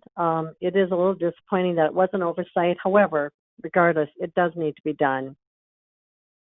Right. All right. Can we make a motion to approve this then? I'll make that motion. All right. Is there a second? This is John T. I'll second. All right. Thank you. So a motion has been made by Ms. Mortensen and seconded by Mr. Chumperland. All those in favor signify with aye. I, Lisa Whalen, I vote aye. Ms. Mortensen? Aye. Mr. Chumperland? Aye. Mr. Molitor? Nay. And Ms. Bruce? Mayor, I just received an email that Councilmember Bruce is not feeling well and has dropped out of participating in the rest of the council meeting. So you'll have to mark her as an abstain on this one. Okay, thank you. I'm sorry about, I feel that's too bad. So motion passes, let's see, 3-1 with Bruce absent. All right. Next is business item E, and that is resolution to approve the BSI contracts for the project management inspection of the relocation and installation or reinstallation of the cell antennas. This is basically a pass-through, is it not? I think it's Mr. Gadbois that's going to take this, but it's just basically a pass-through, and the cell phone tower companies, they will be either have reimbursed the city or will be reimbursing the city. Is that correct? Yes, Madam Mayor, that is correct. It is a pass-through. Mr. Grimm could let us know if they've already reimbursed, but I know the plan is for those companies to reimburse for the cost of these contracts. Okay, thank you. Are there any Madam, questions? Yeah, we have received one of the escrow amounts, and the other one's been billed, and I assume we'll be getting shortly. So that's correct what Mr. Gadwa said. Thank you. All right. Any other questions, Council? Is there a motion then to approve the BSI contract for the project management and inspection for the relocation and reinstallation of cell antennas? John P. So moved. Okay, Mr. Trumperlin made that, and I believe Ms. Mortensen seconded that. Is that correct this time? Yes. Correct. All right, thank you. All right, then all those in favor will signify with aye. I vote aye. Lisa Whalen, Pam Mortensen. Aye. John Trumperlin. Aye. Mike Molitor. Aye. Aye, and Bruce absent, so 4-0, motion passes. So next we're going to move on to curb and gutter and assessment discussion for the 21 Street Improvement Project. Who's taking this one? Madam Mayor, that'll be me again, Adam. All right. Go ahead. So thank you. We're bringing back this discussion. The council and staff have discussed this previously, but this is for the upcoming 2021 Street Improvement Project. Professional services agreement was authorized on September 21st at the regular city council meeting to prepare a feasibility report, preliminary design for the proposed improvements for that project. Hardscrabble Circle, Hardscrabble Drive, Lauren Drive, Stonebridge Road, and Minneapolis Avenue are all slated for improvements.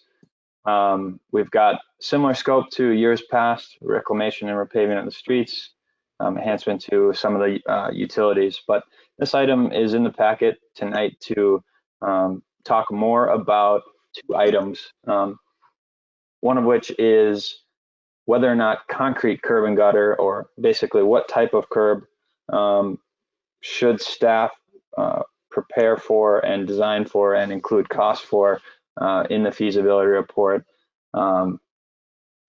Basically, from our, we have topographic survey gathered, we have done field reviews with city staff, and based on preliminary observations, concrete curb and gutter is feasible along Loring Drive, absolutely feasible on Stonebridge, that should be Stonebridge Road, and Minneapolis Avenue as well.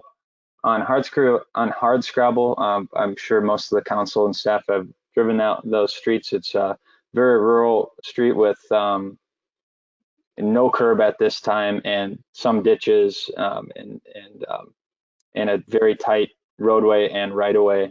And though there will be some curb and gutter to help maintain boulevard slopes that are sloping down into the road, really it's not feasible or necessary to add concrete curb and gutter, nor have we heard requests from residents really on those streets that there's a desire for concrete curb. So this is really focusing on the other streets mentioned, not the Hardscrabble area.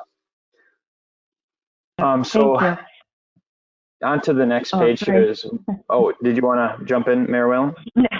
No, I'm sorry. I thought you were done. I'm sorry. I gave too long of a pause. I'm sorry about that. See, you paused too long and then I jump in. Okay, I apologize. All right, on the next page is a table including some of the budget numbers. So obviously there's been a preliminary budget for this project, and now we're in feasibility report where we're gathering the topographic information. We're doing site visits, inspections with city staff, looking at the utilities, looking at road conditions more in depth and actually putting that opinion of probable cost together. So that is going together right now. And so it's imperative that we know what type of curve we should be planning for and including costs for in the feasibility at this point, ultimately to decide the city's costs and the assessable costs. So you can see in the table there that obviously with no curb and gutter, the expected costs of these budget numbers are considerably lower than with curb and gutter. We've also provided what the original budget was for those streets. And so Minneapolis Avenue, we already had a good idea from internal city discussions and discussions with residents that it's very likely that folks want to see curb and gutter there and it's feasible. So that number was planned for. Stonebridge and Loring Drive was a little less so, but we did include in the budget number basically a factor there to allow for curb and gutter at the low points. There's a we know of a drainage issue at the low point, the only low point on Loring Drive, so it was already factored in for some curb. But you can see that the cost to do a full curb and gutter does increase, and same with Stonebridge as well.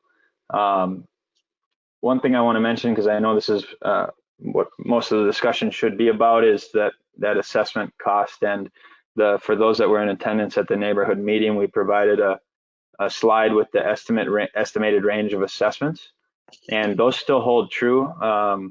The ranges for no curb or bit curb were from 5,500 to 8,000, and when we look at adding concrete curb, it goes from 7,500 to 10,000. So as I mentioned, we're in feasibility stage right now. We're working towards that hard preliminary assessment number. Those estimates and those ranges are still relevant, and some of the budget information is here for council discussion. So I can take any questions, but open it up to you guys for discussion. Thank you, Mr. Gebwa. So also just for reference, we did get some pictures this afternoon from Mr. Molitor. So I'm going to ask Mr. Molitor, do you want to start on questions or comments? Sure. I just wanted to distribute those pictures as it was very timely and relevant. Those are taken from a tear down house that's going on as we speak right now. And that is a great example of what happens to the edge of a road in these tear down situations. And they have to get big equipment in and out of there. And without a curb, there's nothing to protect the edge of the road. And you can see in one of those pictures, well, both of them, you can see how the crack is pretty much destroyed the road at least 2 feet, almost 3 feet into the road. And in one of the other pictures, you can also see there's a little bit of bituminous curb left as to what happens to a bituminous curb.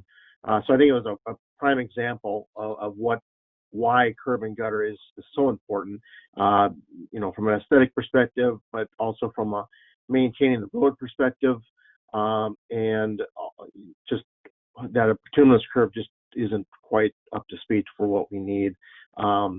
And as I was talking to Mr. Baroni today, I've seen this happen on a number of teardowns. There'll be more teardowns in the street. There always will be. And what happens in some cases is those don't always get fixed. People actually encroach their yard by taking away that broken up pavement and plant grass in there, believe it or not. And it's part of the reason why the street looks so uneven as you go down it in terms of width, is that people have actually encroached by taking up some of that broken up asphalt. And I think, you know, obviously a concrete curb would prohibit that from happening. So I just wanted to put a visual out there. I know I've brought this up before, but I think it was a great visual. And as I sent that email, another backhoe just went down the street and is doing the exact same thing 2 houses away, starting tomorrow. So this, I think, and I heard again from another person today that the importance of this. So I know I'm starting to sound like a broken record, but I do want to reiterate, I think it's very important for this street. I don't have quite the strong feelings about the other streets. They may have a merit for that as well. But that's where I want to start with that. And that's my thoughts on that. Thank you. Okay, thank you, Mike. So one of my thoughts, again, it's a thought kind of for a council discussion, is if concrete curb and gutter on the streets where it's appropriate, so Loring, in this case, Loring, Stonebridge, Minneapolis, and in future roads as well, if it's appropriate for curb and gutter, obviously not the rural roads that we're doing, but would it may be in the city's best interest, and long term it may save the city some money if we do the curb and gutter, and maybe the city picks up a larger portion of that cost, so that because eventually it does save the city money. That's just one thing that I think we should kind of think about. Just a fuel for thought. Mr. Chumperland, I'll have you weigh in. Adam, on the memo, the budget item for Loring includes minimal curb and gutter. Was that concrete or bituminous? Yeah, thank you, Councilmember Trumperland. Similar to this year's project and years in the past, around storm sewer additions or repairs at low points, we do like to include concrete curb and gutter to protect the city's infrastructure. So the budget number for Loring included concrete curb at that low point. If you've driven there, it's kind of a funky setup with the existing storm sewer that we're looking to correct, and knowing that there's a drainage issue there.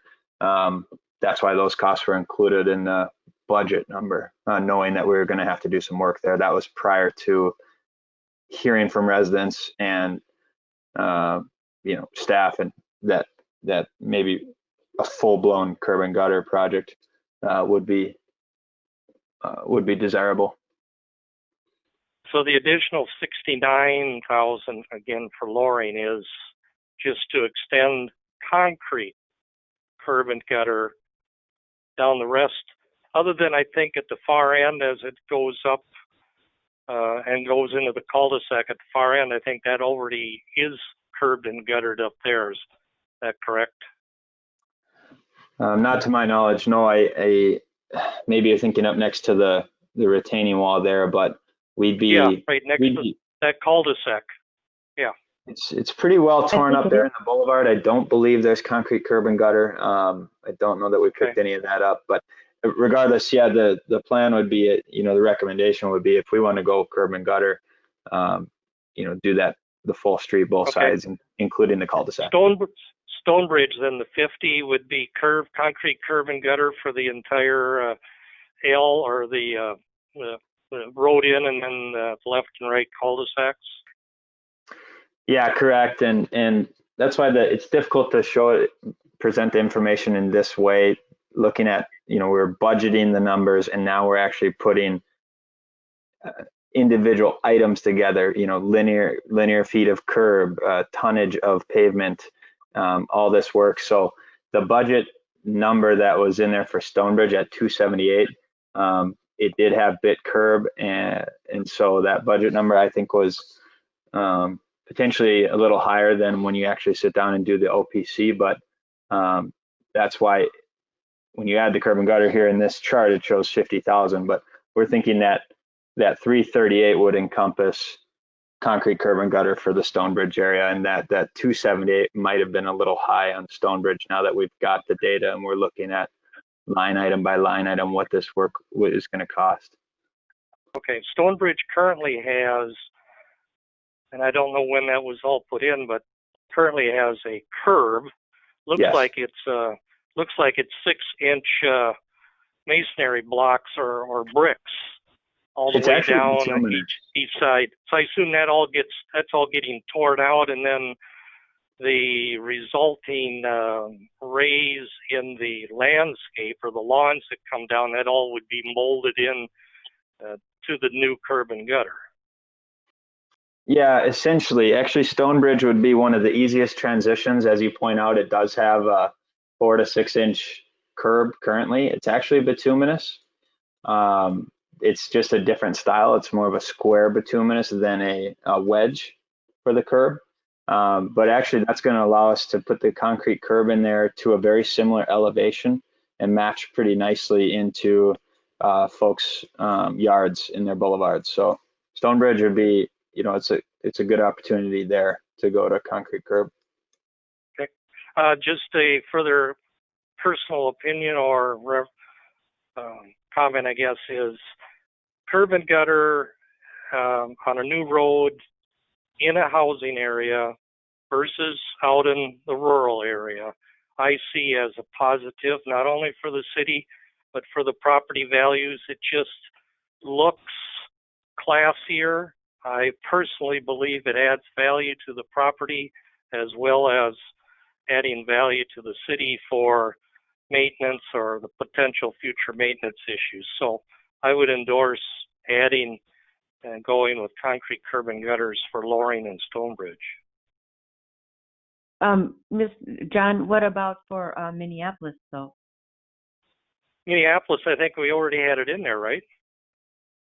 Well, we do on this chart. They are saying no curb and gutter, 356, and then they're saying curb and gutter. So we're assuming, but there must have been some kind of minimal curb and gutter also, which is not showing up on this chart.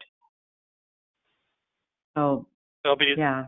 It's in the budgeted number. I guess I didn't even. I looked at Minneapolis and I thought in the discussions we'd had earlier that because of the water issues there and the issues with running over the curbs on bituminous and just what a couple of pictures Mr. Molitor sent, I thought that we'd already deemed concrete curb and gutter for Minneapolis. Yeah, I believe you're correct. What I'm trying to get at is the additional budgeted amount required for curb and gutter. We don't have a number there for Minneapolis, where we do for the other two. That's all I'm asking is what would that number be? I think we've determined we do need to do curb and gutter, concrete curb and gutter in Minneapolis. Right. So, Madam Mayor, that's why we've got that budget of 594. In the budget number, we said we're probably going to, we need curb and gutter. Let's budget for curb and gutter. If the council, after their discussions tonight, wanted to retract that for any reason, that's why we just put that no curb and gutter option. And that's why there's no minimal curb and gutter. We're just presenting, the two options. Engineering and city staff, I know Public Works and Councilmember Molitor and many residents on Minneapolis do want that curb. And so that's why there was no point really in showing the minimal curb and gutter, or that's why we decided there wasn't a reason to show that. Okay. All right. Got it. Thank you. All right. Sure. Anybody else, Pam? Just a quick question where it says additional budget required for curb and gutter, the 69,000 and the 50,000. Is for the city's portion, it would only be half of that, right? Yeah, I think Madam Mayor, or the mayor, as of the mayor alluded, I mean, that's kind of up for discussion on what the council would like to do. Historically, we've done 50% for surface improvements, but there may be an argument that it provides a better road for the city, and you guys may want to adjust that percentage. But yeah, if we were going to follow the assessment methodology based on previous projects, it would be 50% city cost, 50% accessible cost. Okay. I think this is important to preserve the road, to do the curb and gutter. And we, like I said, in all the projects, we don't do these often. So if we're going to do them, let's do them right. And as far as the city picking up more of the portion, we've got this formula that we've been working on in every other project, and I hate to muddy it up right now. I would say we just stick with what we've been doing. Okay. I think there is value also, John, in the increased value to the home. I agree with you on that one. Yeah, I think Mr. Molitor has stated that as well. And, driving around, and if you look at the neighborhoods, it does look better, no doubt. Then the other question is, can we, and I'm not sure who would answer this, I think Mr. Molitor had asked once, could we use, for the curb and gutter, can the city use some of our stormwater management dollars to offset some of these costs? Madam Mayor, I would have to ask other staff to chime in on that. I mean, this is Brian. I think we can. It's just a matter of at some point when have we overstretched our stormwater dollars versus our road dollars, and we'd want to take a closer look at that if we want to do any type of split, 50-50, or pay for it all out of our roads fund, or what percent we'd want to look at potentially bringing in our surface water fund. Okay. Again, we may not have to decide that tonight, so just another thought. All right. Staff, what do you need?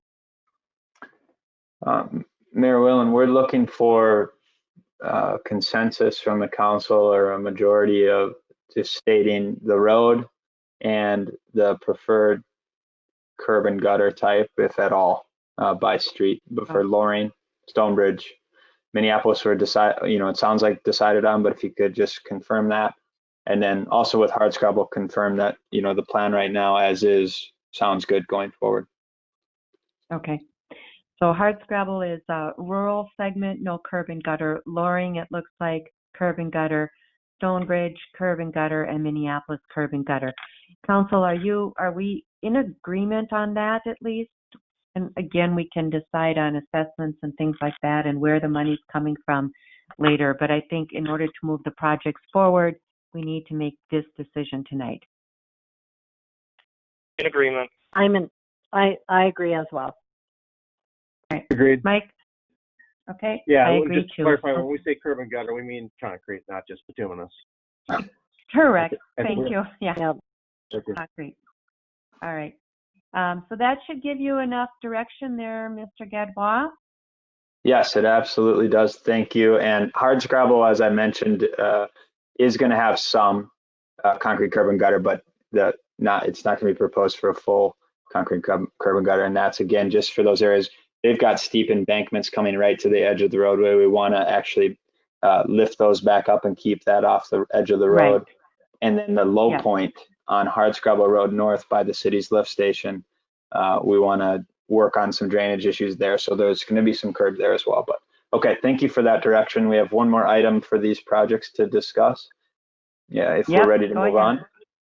Yep, go ahead.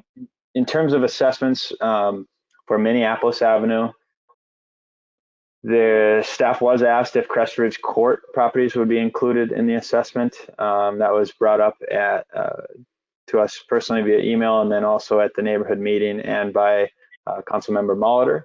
And as we look at what's happened in the past in the city, there are a couple streets where basically streets that only have access off of the reconstructed road were assessed at a percentage of the assessment rate.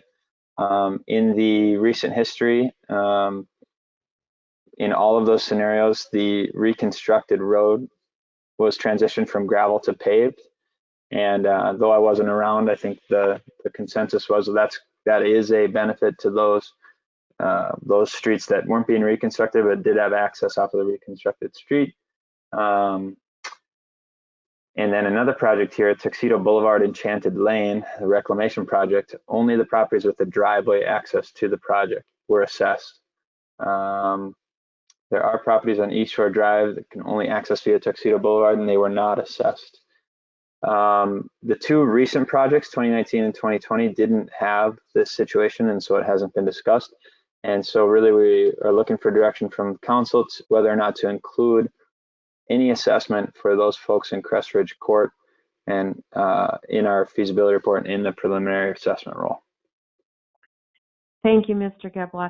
So just for historical aspect, if you will, Game Farm Road, again, like you stated, was a gravel road. It was converted to paved to bituminous, and there in the adjoining or abutting cul-de-sacs off of Game Farm were already bituminous. So the city council at the time felt that the cul-de-sacs off of this gravel road would definitely benefit because they needed this road to access their properties. We did the same on Halstead. We have not done the same on any of our other road projects. So for instance, I know you mentioned a number here, but also if you add in Enchanted Lane, there's Lee Road off of Enchanted Lane. They have to access their road via Tuxedo and Enchanted, and they were not assessed as well. So I think we kind of set the precedent, if you will, by not assessing roads that were bituminous roads that are being reclamation or reconstructed for the side roads. Just my 2 cents.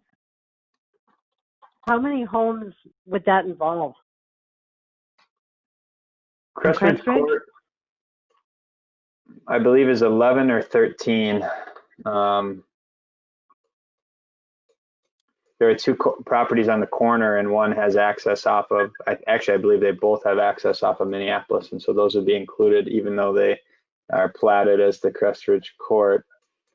1, 2, 3, 4. Yeah, so 11. 11 properties. Okay, and they weren't included in the process so far, right?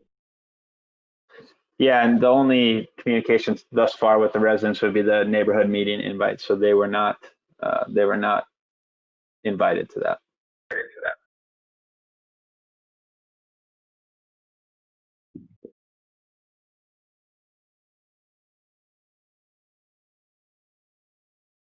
Also, just the other reason.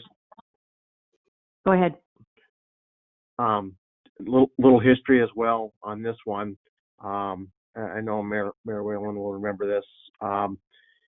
Crestridge was slated to be mill and overlaid a few years back, and they got on the site, realized that there's really not enough concrete or not enough asphalt to do a mill and overlay, and so they ended up doing a reclamation. But at that point, the horse is out of the barn, and you really couldn't go back to get assessed. So I don't believe those residents were actually assessed for their reclaimed street. That is correct. So they kind of got a freebie on that one. Just another part of the history. Correct. Yep, that's correct. Yep. Good point. So what is your? Are we going to get pushback from these residents saying they haven't been really included from the get-go on this? I would suspect, of course, yes. And I struggle with this because there is the you look back to Tuxedo Road, Boulevard, Enchanted, to the mayor's point about Lee Road. There's precedent there that they could point to. So I'm not sure. Like I said, I'm kind of conflicted on that. And especially since they haven't been involved with this at this point, it's going to be a tough sell, and I'm not sure I really want to introduce that. Yeah, I kind of think, like you said, the horse is out of the barn. I kind of think they shouldn't be assessed. I just think it's going to open up a whole can of worms. And there's pros and cons to both, but they haven't been involved, like you said, Pam. That's a good point. I don't know. I just think they shouldn't be assessed. I would certainly entertain, going forward, reassessing that position. But I think for this one, it's probably a little late. Okay. Yep, I think it's a little bit late too, unfortunately. But John? Yeah. I wouldn't. Yes, it is kind of late, probably. Although I wouldn't hang my hat on that. I always like there to be some type of logic behind why we do or don't do, and then we apply it consistently. Now, certainly not everything is black and white, but you've got the issues with Game Farm and with Halstead, which were both crushed rock roads or gravel roads, being a much different change of reclamation, a much more improvement for those side streets coming out, and don't have to drive down crushed rock and have rock flying and all that type of stuff and damage to vehicles. I can see that, and that makes sense. Now, all we're doing here is reclaiming something that was blacktop and putting it back the way it should be, and same with Tuxedo. So I saw the logic there in reading that, and again, it makes sense to me that we do not assess Crest Ridge for this because it was blacktop before. So what? They got missed before they got a freebie, but obviously we're not going back and saying, oh, we're going to collect now. So they shouldn't be assessed. Okay, I think we all agree then. I think those are all good points. So, all right. Do you need a motion to that effect, staff? Or is council directive clear enough? That's clear enough for engineering. I don't know if any other staff would want to chime in. What I would suggest is that we maybe clarify this in our assessment policy. I don't know that it's really spelled out. I think it's just something we've been doing. So maybe in the near future, we want to clarify this and have it spelled out in our assessment policy. Staff, what do you think? Mayor, before we go to staff, okay. Can I add? I agree with you in terms of policy, but I think there needs to be a discussion first if this is the policy we want to continue going forward.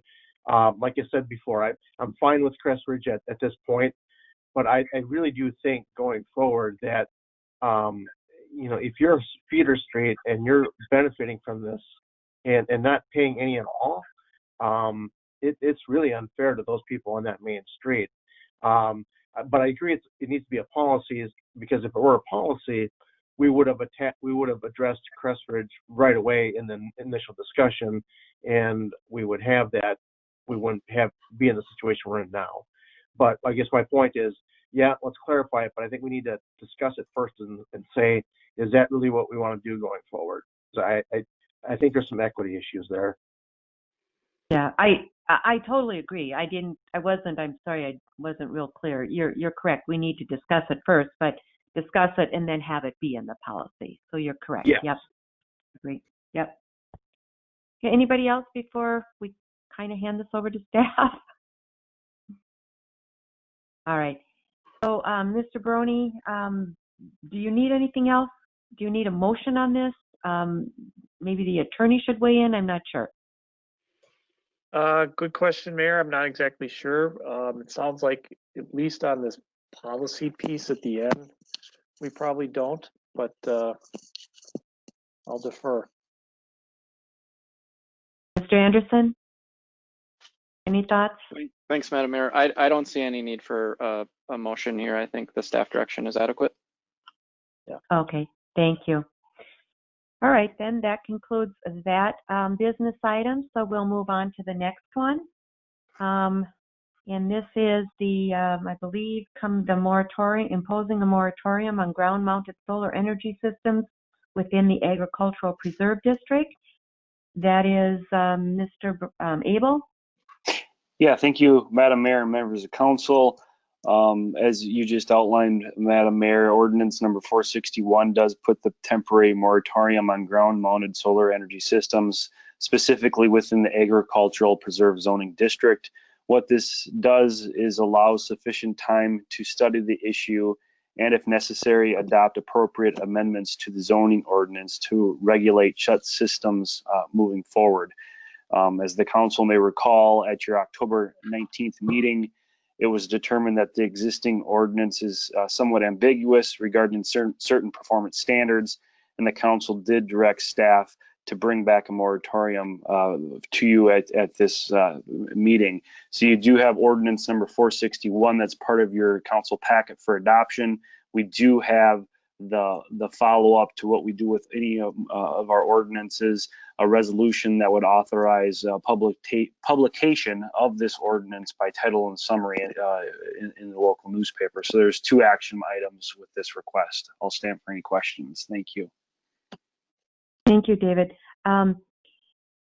Remind me again, when you pass an ordinance, is it 10 days after you pass it that it's then good? Mr. Anderson, maybe you can weigh in. It's when it's public. Yeah, it's the publication date there. Okay, 10 days from the publication date? No, it actually takes effect on the publication date. Oh, okay, thank you. All right. So that would, Madam Mayor and Council, that would be this Saturday. We'd publicize this tomorrow. We'd send it to the newspaper. It'll be in Saturday's paper. Yep. It actually comes out Friday, but that's okay. Okay. Council, any questions? Madam Mayor, I'm Yes. not sure what the holiday. If I tried texting with Nick and to try to find out if the Laker has because Wednesday's a holiday, so they may have moved their deadline back a day. So I am going to try to get it in the paper for this Saturday. If it doesn't go for this Saturday, it's going to have to be the next week. I don't know, Dave, did you check on that? Well, usually their deadline is Tuesday. Right. Like noon on Tuesday. So I would hope we could get it in tomorrow morning. Well, I'm going to send it tonight, but. Okay. I'm going to guess it's going to go, but we'll see. All right. Council, is there a motion to approve ordinance number 461? So moved. John Peace. So moved. All right. Ms. Mortensen made that motion and Mr. Trumperlin seconded that. Any further discussion or questions? Hearing none, then all those in favor will signify with aye. Ms. Mortensen? Aye. Mr. Trumperlin? Aye. Mr. Molitor? Aye. And I vote aye. Lisa Whalen. Motion passes 4-0, and Bruce is absent. Next, we go to resolution number 135, 2020. That's authorizing publication of ordinance number 461 by title and summary. Is there a motion to do so? John. So moved. Okay. And was that Mr. Molitor? That's correct. Thank you. All right. So Mr. Trumperlin made that motion and Mr. Molitor seconded that. Any further questions? Hearing none, all those in favor will signify with aye. Ms. Mortensen? Aye. Mr. Molitor? Aye. Mr. Trumperlin? Aye. And I vote aye. Motion passes 4-0 again. Next, we move on to our street projects update and approval of our professional services agreement for CPO 120. All right, go ahead, Mr. Gadbois. Thank you, Madam Mayor, members of the council. This is an update on kind of the status of professional services for 3 projects that occurred this year. And so we'll start with the local street improvement project, which is the 2020 street improvement project, Lakeview Drive, Margaret Circle, and Shady Lane, which is substantially complete. As the council's aware, when change orders are brought throughout the construction season, there was additional work that kind of came up with the project, some that were direct change orders from the prime contractor and others that were somewhat of a change in the project scope. And so I want to talk about 4 in particular here. The first one is, if you can recall back to when we were in the feasibility stage after the professional services agreement had been put together, there was a pretty big effort to look into saving the HOA entry monuments, including a structural analysis and plenty of communication with residents and HOA president. And so there was some additional design time in doing that work. We talked about wetland delineation earlier. In the feasibility report for this project, there was a resident complaint or concern with drainage, where we actually had to, in the feasibility report, add a outlet to the pond north of Lakeview Drive, which wasn't anticipated because as we looked at drainage areas, there wasn't a need for storm sewer there. During the feasibility report, it was discovered that we could help out the resident and stop drainage from pooling on the city street by adding storm sewer outlet. And with that outlet, a wetland delineation was necessary. So sometimes with the project, we are aware that there are wetlands in the vicinity, but if the original scope of the work isn't to impact those, we don't always need to delineate them. So there was the delineation so that we could take care of that drainage issue. We did meet with a resident a few times and exchanged communication who lived down closer to the lake on Lakeview Drive. Basically has all of their neighbors' drainage in the rear yard flows through their backyard, and they actually have basically a creek or a stream that runs through there that they wanted to meet about and talk about. And so we had to do some digging into that just to answer questions for that resident and provide some advice and recommendations so that they could get their drainage issue solved. And then, as I mentioned, there was some change orders that occurred with the contractor in the field, which actually resulted in some increased observation time for our field staff. And so those costs are summarized there. And if these additional costs are approved, it would increase the total professional services agreement cost from $130,385 to $136,714.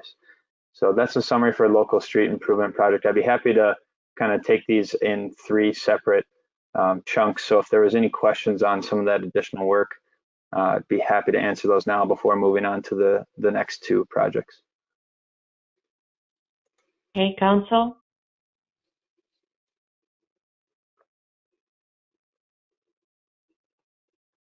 No questions?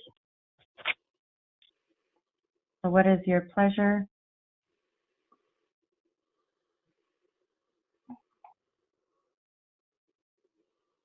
We're looking for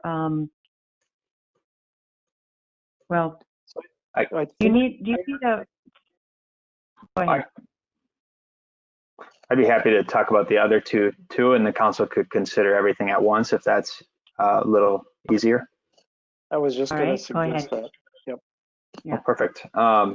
Well, this next one's very quick. Municipal state aid project on Halstead Drive, the mill and overlay. That one was completed very quickly. In our opinion, was a successful project. We're working right now with the contractor who is very likely caught up with a lot of other projects and probably wrapping those up, but slow to close things out, but we are ready to close that out with the contractor. State aid's done their final inspection and have signed their approval. That one we are projected to come in under on our professional services by about $5,000. So I just want to give an update on that project. I know council members are seeing those updates on our biweekly engineering memo, but there's a brief update there on the professional services fee. Sewer lining project is ongoing right now. We're maybe seeing some updates as well on that in the memo. The way that these sewer lining projects can go sometimes is that we discover new things when the contractor comes in and vigorously cleans these lines so that they can be lined. So they clean them and re-televise them. Even though we've got them televised by the city has got them televised under a separate contract, and we've reviewed those and determined that lining needs to take place. Sometimes we do discover more work or pipes that are in much worse condition than we considered or than we originally anticipated. For instance, the line on Loring, that should be Loring Drive there, actually had some sediment in the pipe that wasn't discovered in the initial televising. Once it was vigorously cleaned, you could tell that there was this massive offset between the pipes, and the contractor said, you know, we could attempt to line this, but if we lined it, we wouldn't be able to warranty the work, and actually they recommended not lining it. So that's how much information we gathered from that vigorous cleaning of the pipe. So there was a lot of work with trying to get it cleaned and determining whether or not it's lineable, and the additional project management that went into that. And then also on Morning View Drive with the outlet to the lake, there was quite a bit of extra cleaning and observation that needed to be done. There are 2 concrete sections of pipe that have broken off and are sitting in the bottom of the pipe, but we've got them to a point where we're comfortable still lining that pipe and it functioning well and much better than the current pipe. But there was just additional time to kind of make those decisions and work with the contractor and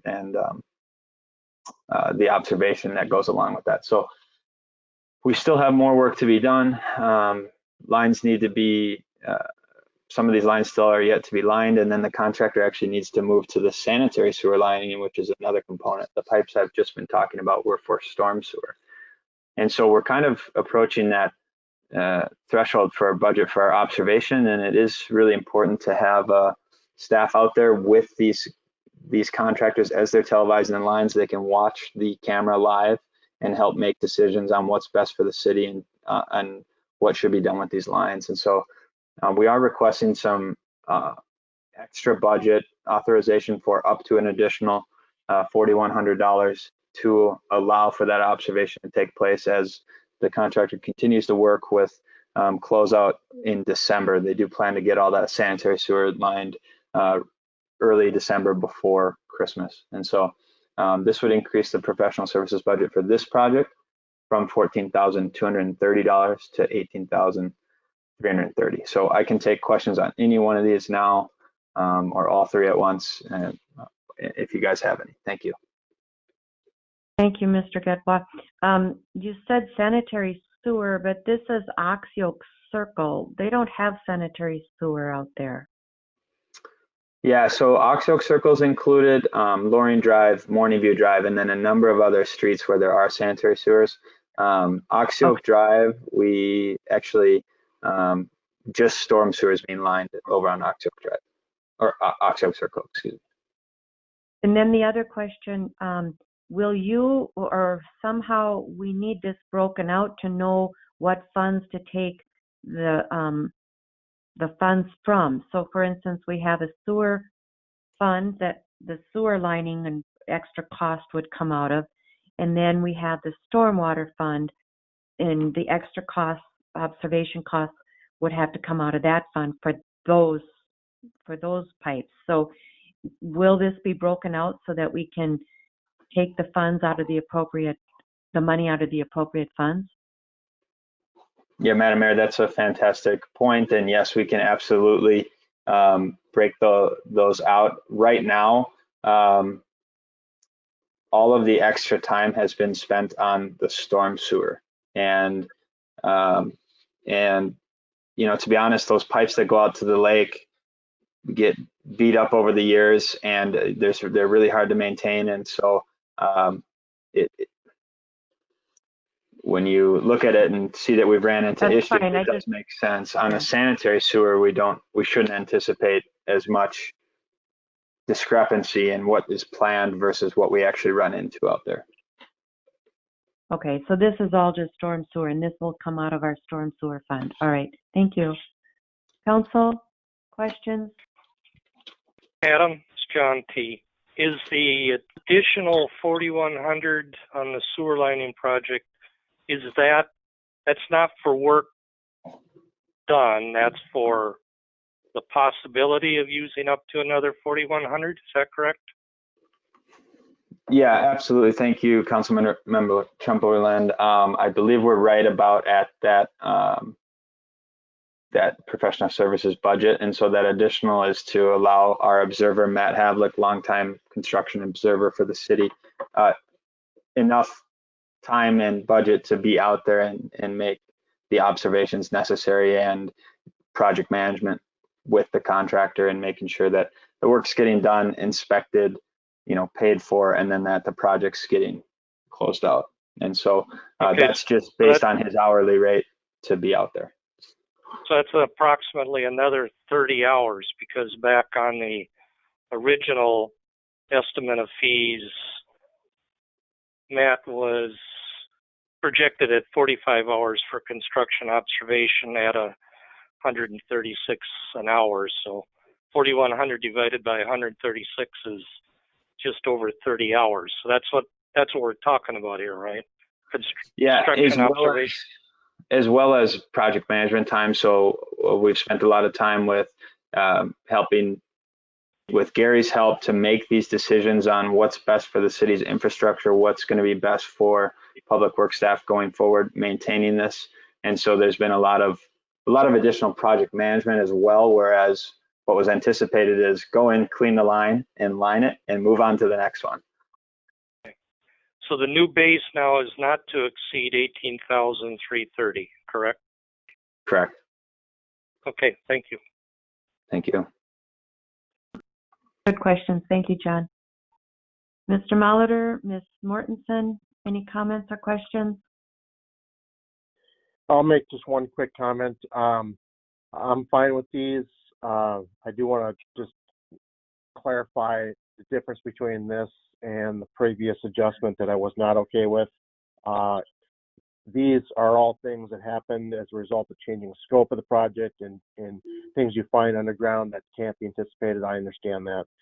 So that's why I'm what might look a little bit contradictory, but I think there's a sound logic on my part for those actions. Thank you. Okay. Ms. Mortensen, anything?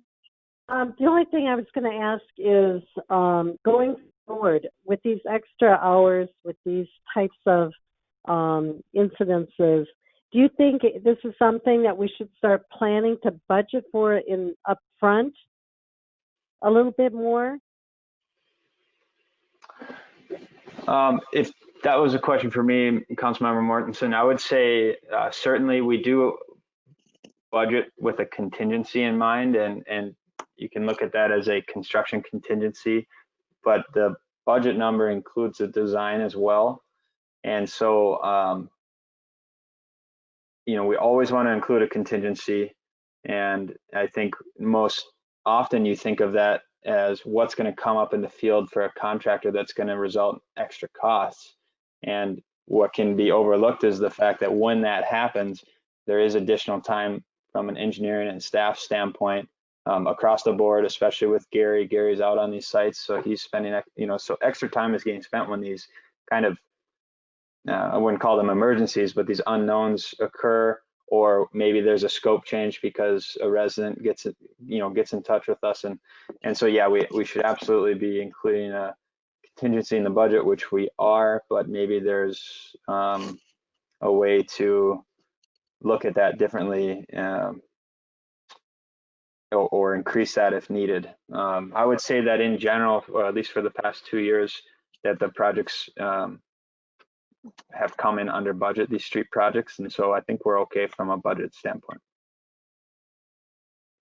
Okay, thank you.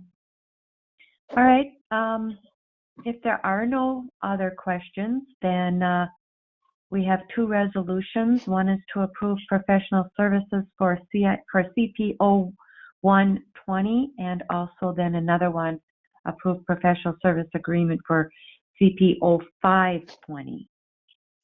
Is there a motion for the first? Or do we do both? We can do both of them together, maybe? Nope, I think you Let's gotta do do one. separate. Yeah, we have to do them separate. All right, is there a motion then to approve resolution 137-2020? John T. So moved. All right. I'll second that, Is there a second? Pam. All right, thank you, Pam. Okay, a motion has been made by Mr. Tremperlin and seconded by Pam. Any further discussion? Hearing none, all those in favor will signify with aye. Mr. Tremperlin? Aye. Ms. Mortensen?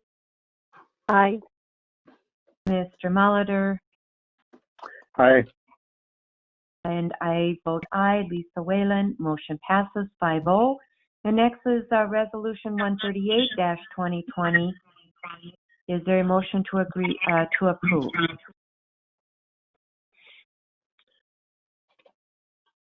So moved. So moved. Pam. Okay, Pam made that motion and Mr. Molitor seconded that. All those in favor will signify with aye. I vote aye. Lisa Whalen. Pam, how do you vote? Aye. Mr. Molitor Aye. and John Chumperland. Aye. Motion passes then 4-0. So next we move on to approve our labor agreement with IUOE Labor 49. That's our public works. This will be a 3-year contract, 21, 22, and 23. Ms. Paulfus. I think, Mayor, I'm going to be starting with that and Okay. Go through the contract. I know it's getting late, so I'm going to try to buzz through this rather quickly. Thank you. Yeah, well, it's not just for your benefits, for mine as well. So, as the mayor stated, this is a 3-year contract. The total increase for all 3 years is 9.0%. It's 2.5% the first year, and then 3.25% the last 2 years. I'll just go through the staff report and try to indicate page numbers. So on page 151 is the cover page of the red line. It's a 3-year contract. Page 152 has a table of contents that'll get adjusted. There's a lot more content when you have a red line than what's really ends up in the final. So that will be adjusted slightly. The next is on page 158.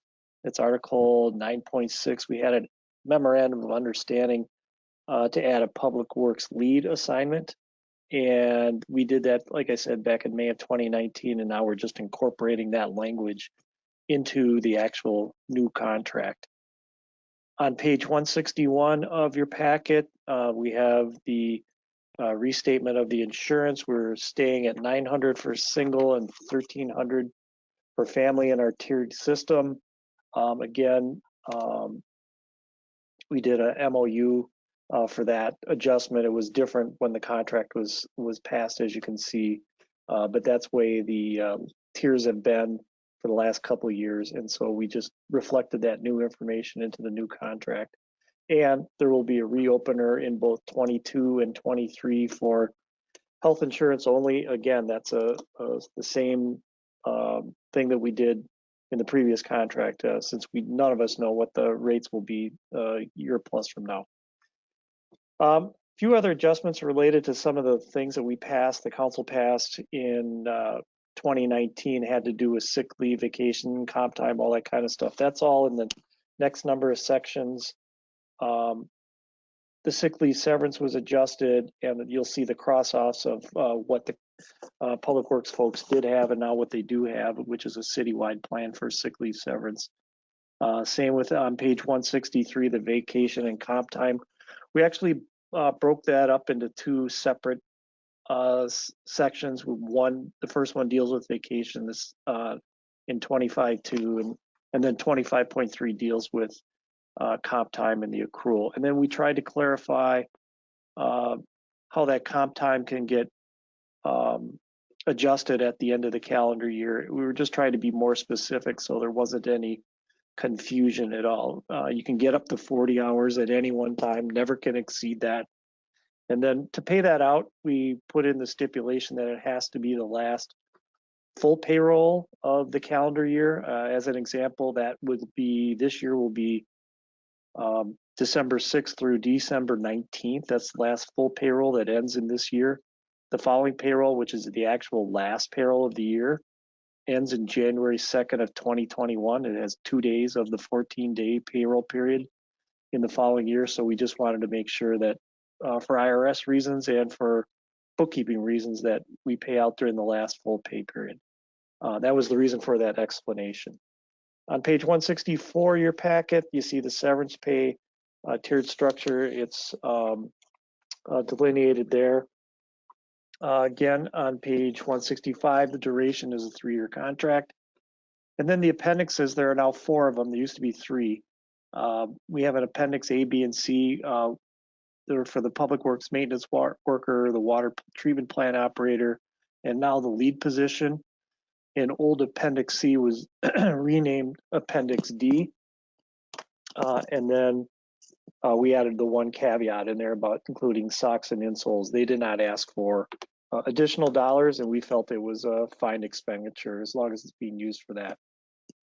Just would like to thank both Brian and Allie. Allie is new to our process. She did a great job. And then on the labor side, Ron Basil's the business agent for Local 49, but they had two new union stewards and in the participating for the first time, both Carter Osley and Mark Klein, a couple of our really good 49ers public works employees. So all in all, it was a very good experience, very amiable. We had good discussions with them. We had good discussions with our personnel committee, and I think this is a really good resolution for everybody going forward.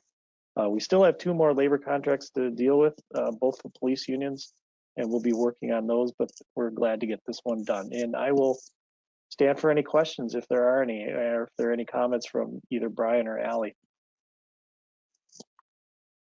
Thank you, Mr. Baroni. Council, any questions? So Pam and I were on the personnel committee, and we thought things went pretty well. And I think the end result was pretty good. And we're asking for approval. What do you think? This is Councilmember Molitor. I'll motion to approve. Okay, thank you. Is there a second? It's John T.L. second. All right. So motion has been made to approve the, oh, now I'm not on the right page. the labor agreement between the 49ers, Public Works. Any further questions, comments? Hearing none then, all those in favor signify with aye. Aye, Lisa, go ahead. I'll vote aye. Lisa Whalen. Pam? Aye. Mr. Molitor? Aye. John? Aye. All right. Motion passes 4-0. That concludes our business items. Mayor, this is Dave Anderson. Do you mind if I chime in quick? Go ahead. I was struggling with an audio issue at the top of the consent agenda. I heard that items 4B and 4D were both removed, but I'm not sure if I heard whether there was a motion to postpone consideration of those items until the next meeting. Did that happen? And I just want to go back because like I said, I was having a hard time hearing, and then I fixed my issue, which I think was on my end. But can you clarify that for me? Yes, you are probably correct. I don't think we took a motion to table item number D. So first of all, I don't think we need a motion to bring the meeting minutes back. We've done that numerous times, but I do think I might be wrong in that one, but I do think we need a motion to table resolution number 127-2020. And I don't think we did that. So let me ask, is there a motion then to table resolution number 127-2020 and bring it back to the December 7th meeting? So moved. This is Pam. Thank you, Ms. Mortensen. Is there a second? This is John. I'll second. All right. So a motion has been made and seconded to table resolution number 127-2020 and bring it back to the December 7th meeting. All those in favor will signify with aye. I vote aye. Lisa Whalen. Ms. Mortensen? Aye. Mr. Trumperlin? Aye. And Mr. Molitor? Aye. Motion passes 4-0. And just for clarification, I don't think we need a motion to bring the regular meeting minutes back, do we? No, that's haven't okay. done it. That's okay. Okay. I was more concerned with the resolution that was on the consent agenda. So. All right. Thank you. All right. And thanks for bringing that up. All right. Next, we'll move on to. Before I've been waiting for that item here, I thought that was going to get addressed tonight. I'm the applicant for that solar project. What is the date that will be addressed? the application, it's being brought back December 7th. Okay, and was there a reason for tabling it? Well, Mr. Anderson, you want to weigh in, or Mr. Baroni? We just decided we needed to table. We needed some more time. Yeah, I mean, I think I can just quickly clarify. You know, there was a letter submitted by the applicant, Mr. Carlson, by your attorneys today. The council needed some time to discuss that and determine what the next steps will be as it relates to this application. And so a decision was made to table that until the next meeting. Great. Well, thank you. And you said the December 7th, correct? Correct. All right. Thank you very much. All right. Moving on to staff report, City Administrator. Mike Baroni? Yes, Mayor and Council, before I start, there's actually one added on to staff reports, and we're going to go to our city clerk, Chris Lindquist, who has an announcement. Okay. Thank you, Mr. Baroni. Madam Mayor, members of the council, I sent out an email to all the council candidates reminding them that tomorrow is the deadline for the certificate of filing, and the 30-day campaign finance reports are due on December 3rd, and all of them can email that to me. So I just wanted to make sure that everybody is aware of that. So Ms. Lindquist, the campaign finance reports, you can file them at any time, correct? Between now Correct. or whatever. And then Yeah. they can also be your campaign finance report, but they can also be your final report too, correct? Correct, your campaign finance report, but I do have to have the candidate certificate of filing by tomorrow. Otherwise, they will not qualify for the certificate of election, and I will be issuing those on the 20th. Okay, and then that report or that certificate of filing, I think that there were copies in the packets that the candidates received, but they can also go online, could they, and find it online if need be? Correct, and I also emailed them a copy. Okay, all right. Thank you for that reminder. Sure. All right. Mr. Okay, Bruni. Mayor, it's just myself and then Mr. Peters for a quick update. I'll go first. Just a few things. I'll piggyback a little bit on the Chris's comments about the election. I just want to congratulate Mayor Whalen on her reelection, and also congratulate Ann McGregor and Kathleen Refkin for being voted in as new council members that will begin next year. There will be some orientation sessions that city staff will hold for those being reelected or elected for the first time. I'm pretty sure the mayor is going to opt out since she's held office here for a bit. Yeah, I kind of figured, but that. But nonetheless, for Ms. McGregor and Ms. Refkin, I will be in contact with them hopefully in the next week or so to start scheduling those with city staff. So with that, I got two more items, Mayor. Our next meeting, as everybody knows now, is on Monday, December 7th. That is 4 weeks from tonight. And then between now and then, city offices will be closed 3 days. We have Wednesday of this week, which is we're closed in observance of Veterans Day. Then also Thursday and Friday, November 26 and 27, we're closed for the Thanksgiving holidays. So with that, I'll send it over to Gary Peters. And I do have a screen share. Hey, Mike.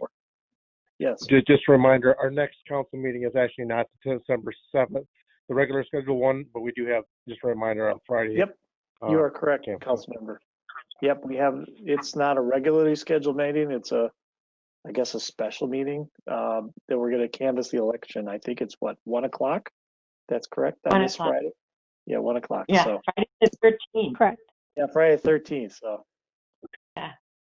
All right. So Gary, you are up. I don't know which one you're starting with. You got a couple items, I know. Thank you, Mike. Madam Mayor, Council, I just wanted to give you an update on the shelter at Lyle Park. They did get the concrete footings and slab poured last week.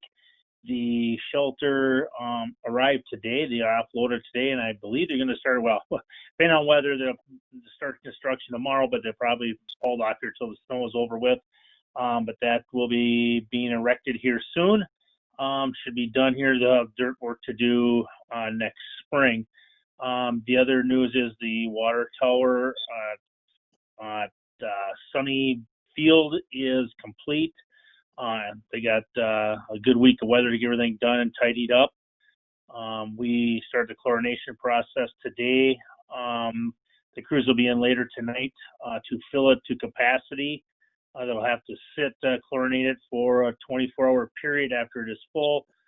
We will take samples. We will send them to the labs for testing. Everything comes out good, we can have everything up and running by the end of the week. Great. Thank you, Gary. Great. Madam Mayor, any David. other? Yep, David here, Yep. Madam Mayor. I do need a council liaison for the November Planning Commission meeting. It'd be November 23rd. So I'm looking for a volunteer to attend that meeting. Okay. Who hasn't done it lately? Have I? John, are you available? Pardon? Is John, are you available? What's the date? The 23rd? November 23rd, correct. Yes, I can do it. Thank you, John. All right. And then, so we'll go on to council reports. So I'm just going to say yes, congratulations to the two. Hello? I can hear you, Lisa. Okay. So congratulations to Kathleen Refkin and Ann McGregor for our new council-elect. They will be joining our council then in January.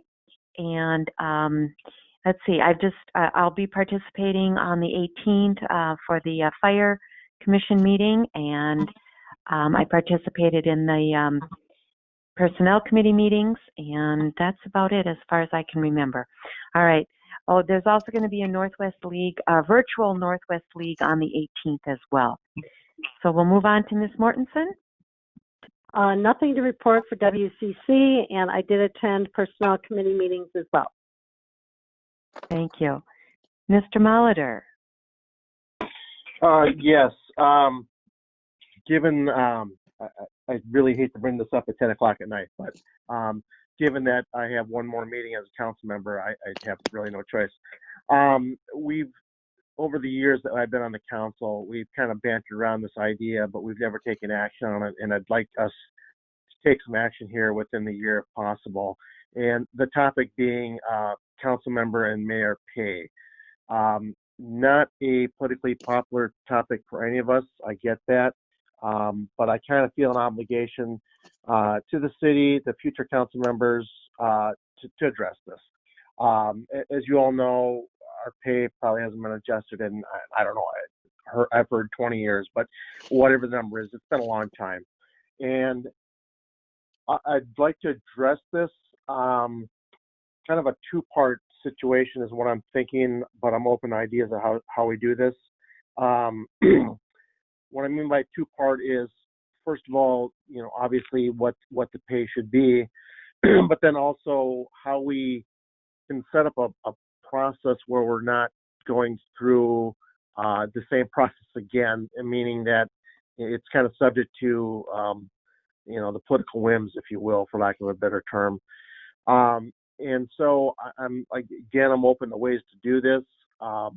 One way that I've thought about quite a bit, I think would be palatable to me and kind of address both, is if we were to agree on a set amount to increase for a given point, and then that amount going forward. And what I mean by that, and kind of what I'm thinking, is maybe we decide to go an additional $25 a month for every year.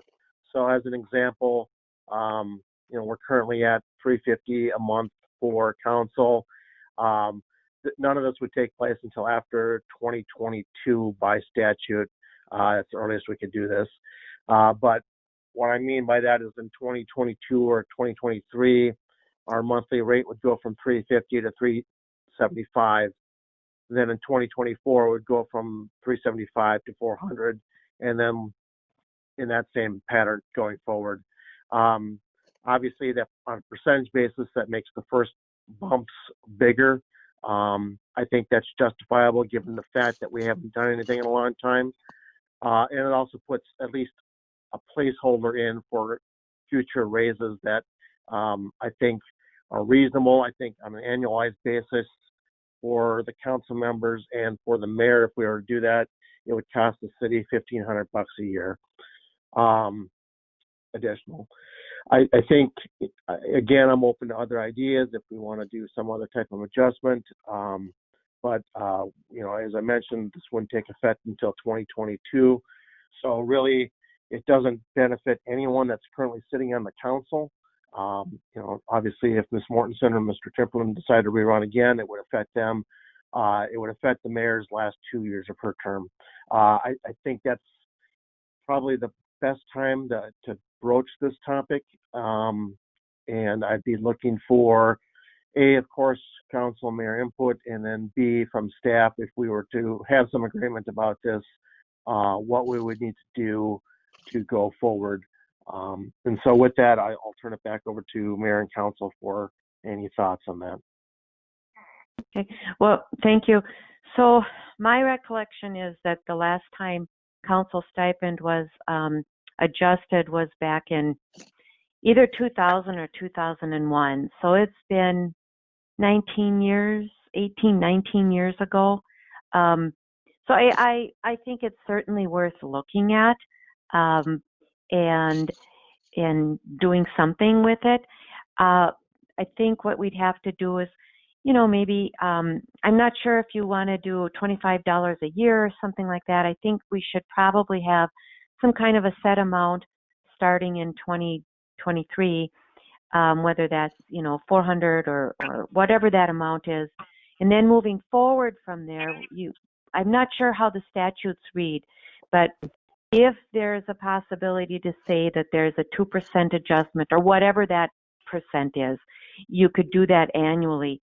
And we'd have to look at the statutes as to how that works. Maybe Dave Anderson could weigh in here a little bit too. Yeah, is that even an option? I know that cities have raised that possibility. I know some cities do it. I also know that it's very questionable whether any automatic increases are legal under the statute. Probably low risk in terms of whether it would be challenged. But I think a handful of municipal attorneys that I've discussed this subject with have taken the position that it is probably not something that the statute authorizes, and we've advised clients not to do it. I don't want to speak on behalf of Ron. Of course, he's the city attorney, but I guess what I'll raise with you tonight is just that there certainly is question about whether automatic increases are okay. So hopefully that's at least lay some groundwork for the discussion. Yeah, that was my recollection. That's what I've heard. Again, I don't know the exact ordinance or statutes regarding that. But again, still to Mr. Molitor's point, we could look at adjusting it, and then maybe there wouldn't be an automatic adjustment, but at least it could be a one-time adjustment that would be good for a while. Yeah, obviously, I don't want to do anything that's not legal or it has to be up and on the up and up, and it could be in a lump sum at some point. But I think we need to do something. I mean, for those of us who've been on this role for a while, we know the time it takes to go into it.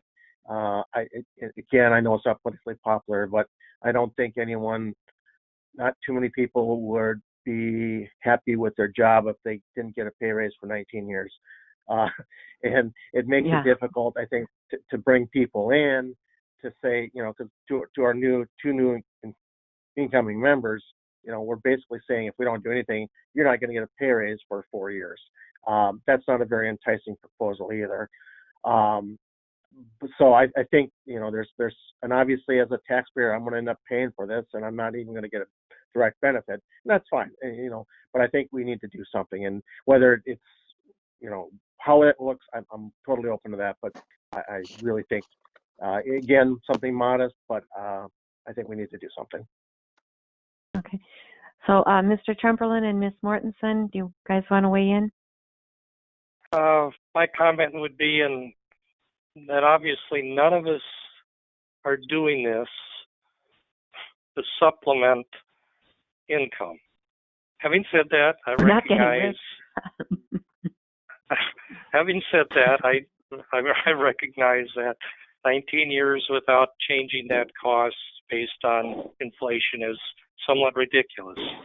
I would be interested, if it's legal and can be done, of benchmarking. Do we know what surrounding cities pay, and do they have some type of a process already in place so that if they do, then we know it's probably legal, i.e. meaning certain percentage or some type of a process where it is reviewed and bumped every so often? Well, I know one community that has an automatic increase, but I think Mr. Anderson is correct. My recollection from years past is that you can't do an automatic. So I think that's something we'd have to have Ron weigh in on, but I think Dave is correct. But it could be part of the investigation. So we could check, though, with surrounding cities, correct? Sure. Oh, absolutely. Yeah. Every council does set their salaries via ordinance, and so most city codes which are all accessible online. You can take a quick look and see what other cities are paying their council and mayor. That's a good point. Yep. Pam? I think the timing for this discussion is good. Just because of the nature of, the turn in the city council not having affected 2022 or 23, whatever. I think that the subject should be brought up now because it is always an awkward thing to bring up and a hot spot, especially around elections. So I'd say we should look into it. So then my question to staff is, and maybe even to Mr. Molitor, is this something you could bring back for our regular council meeting December 7th?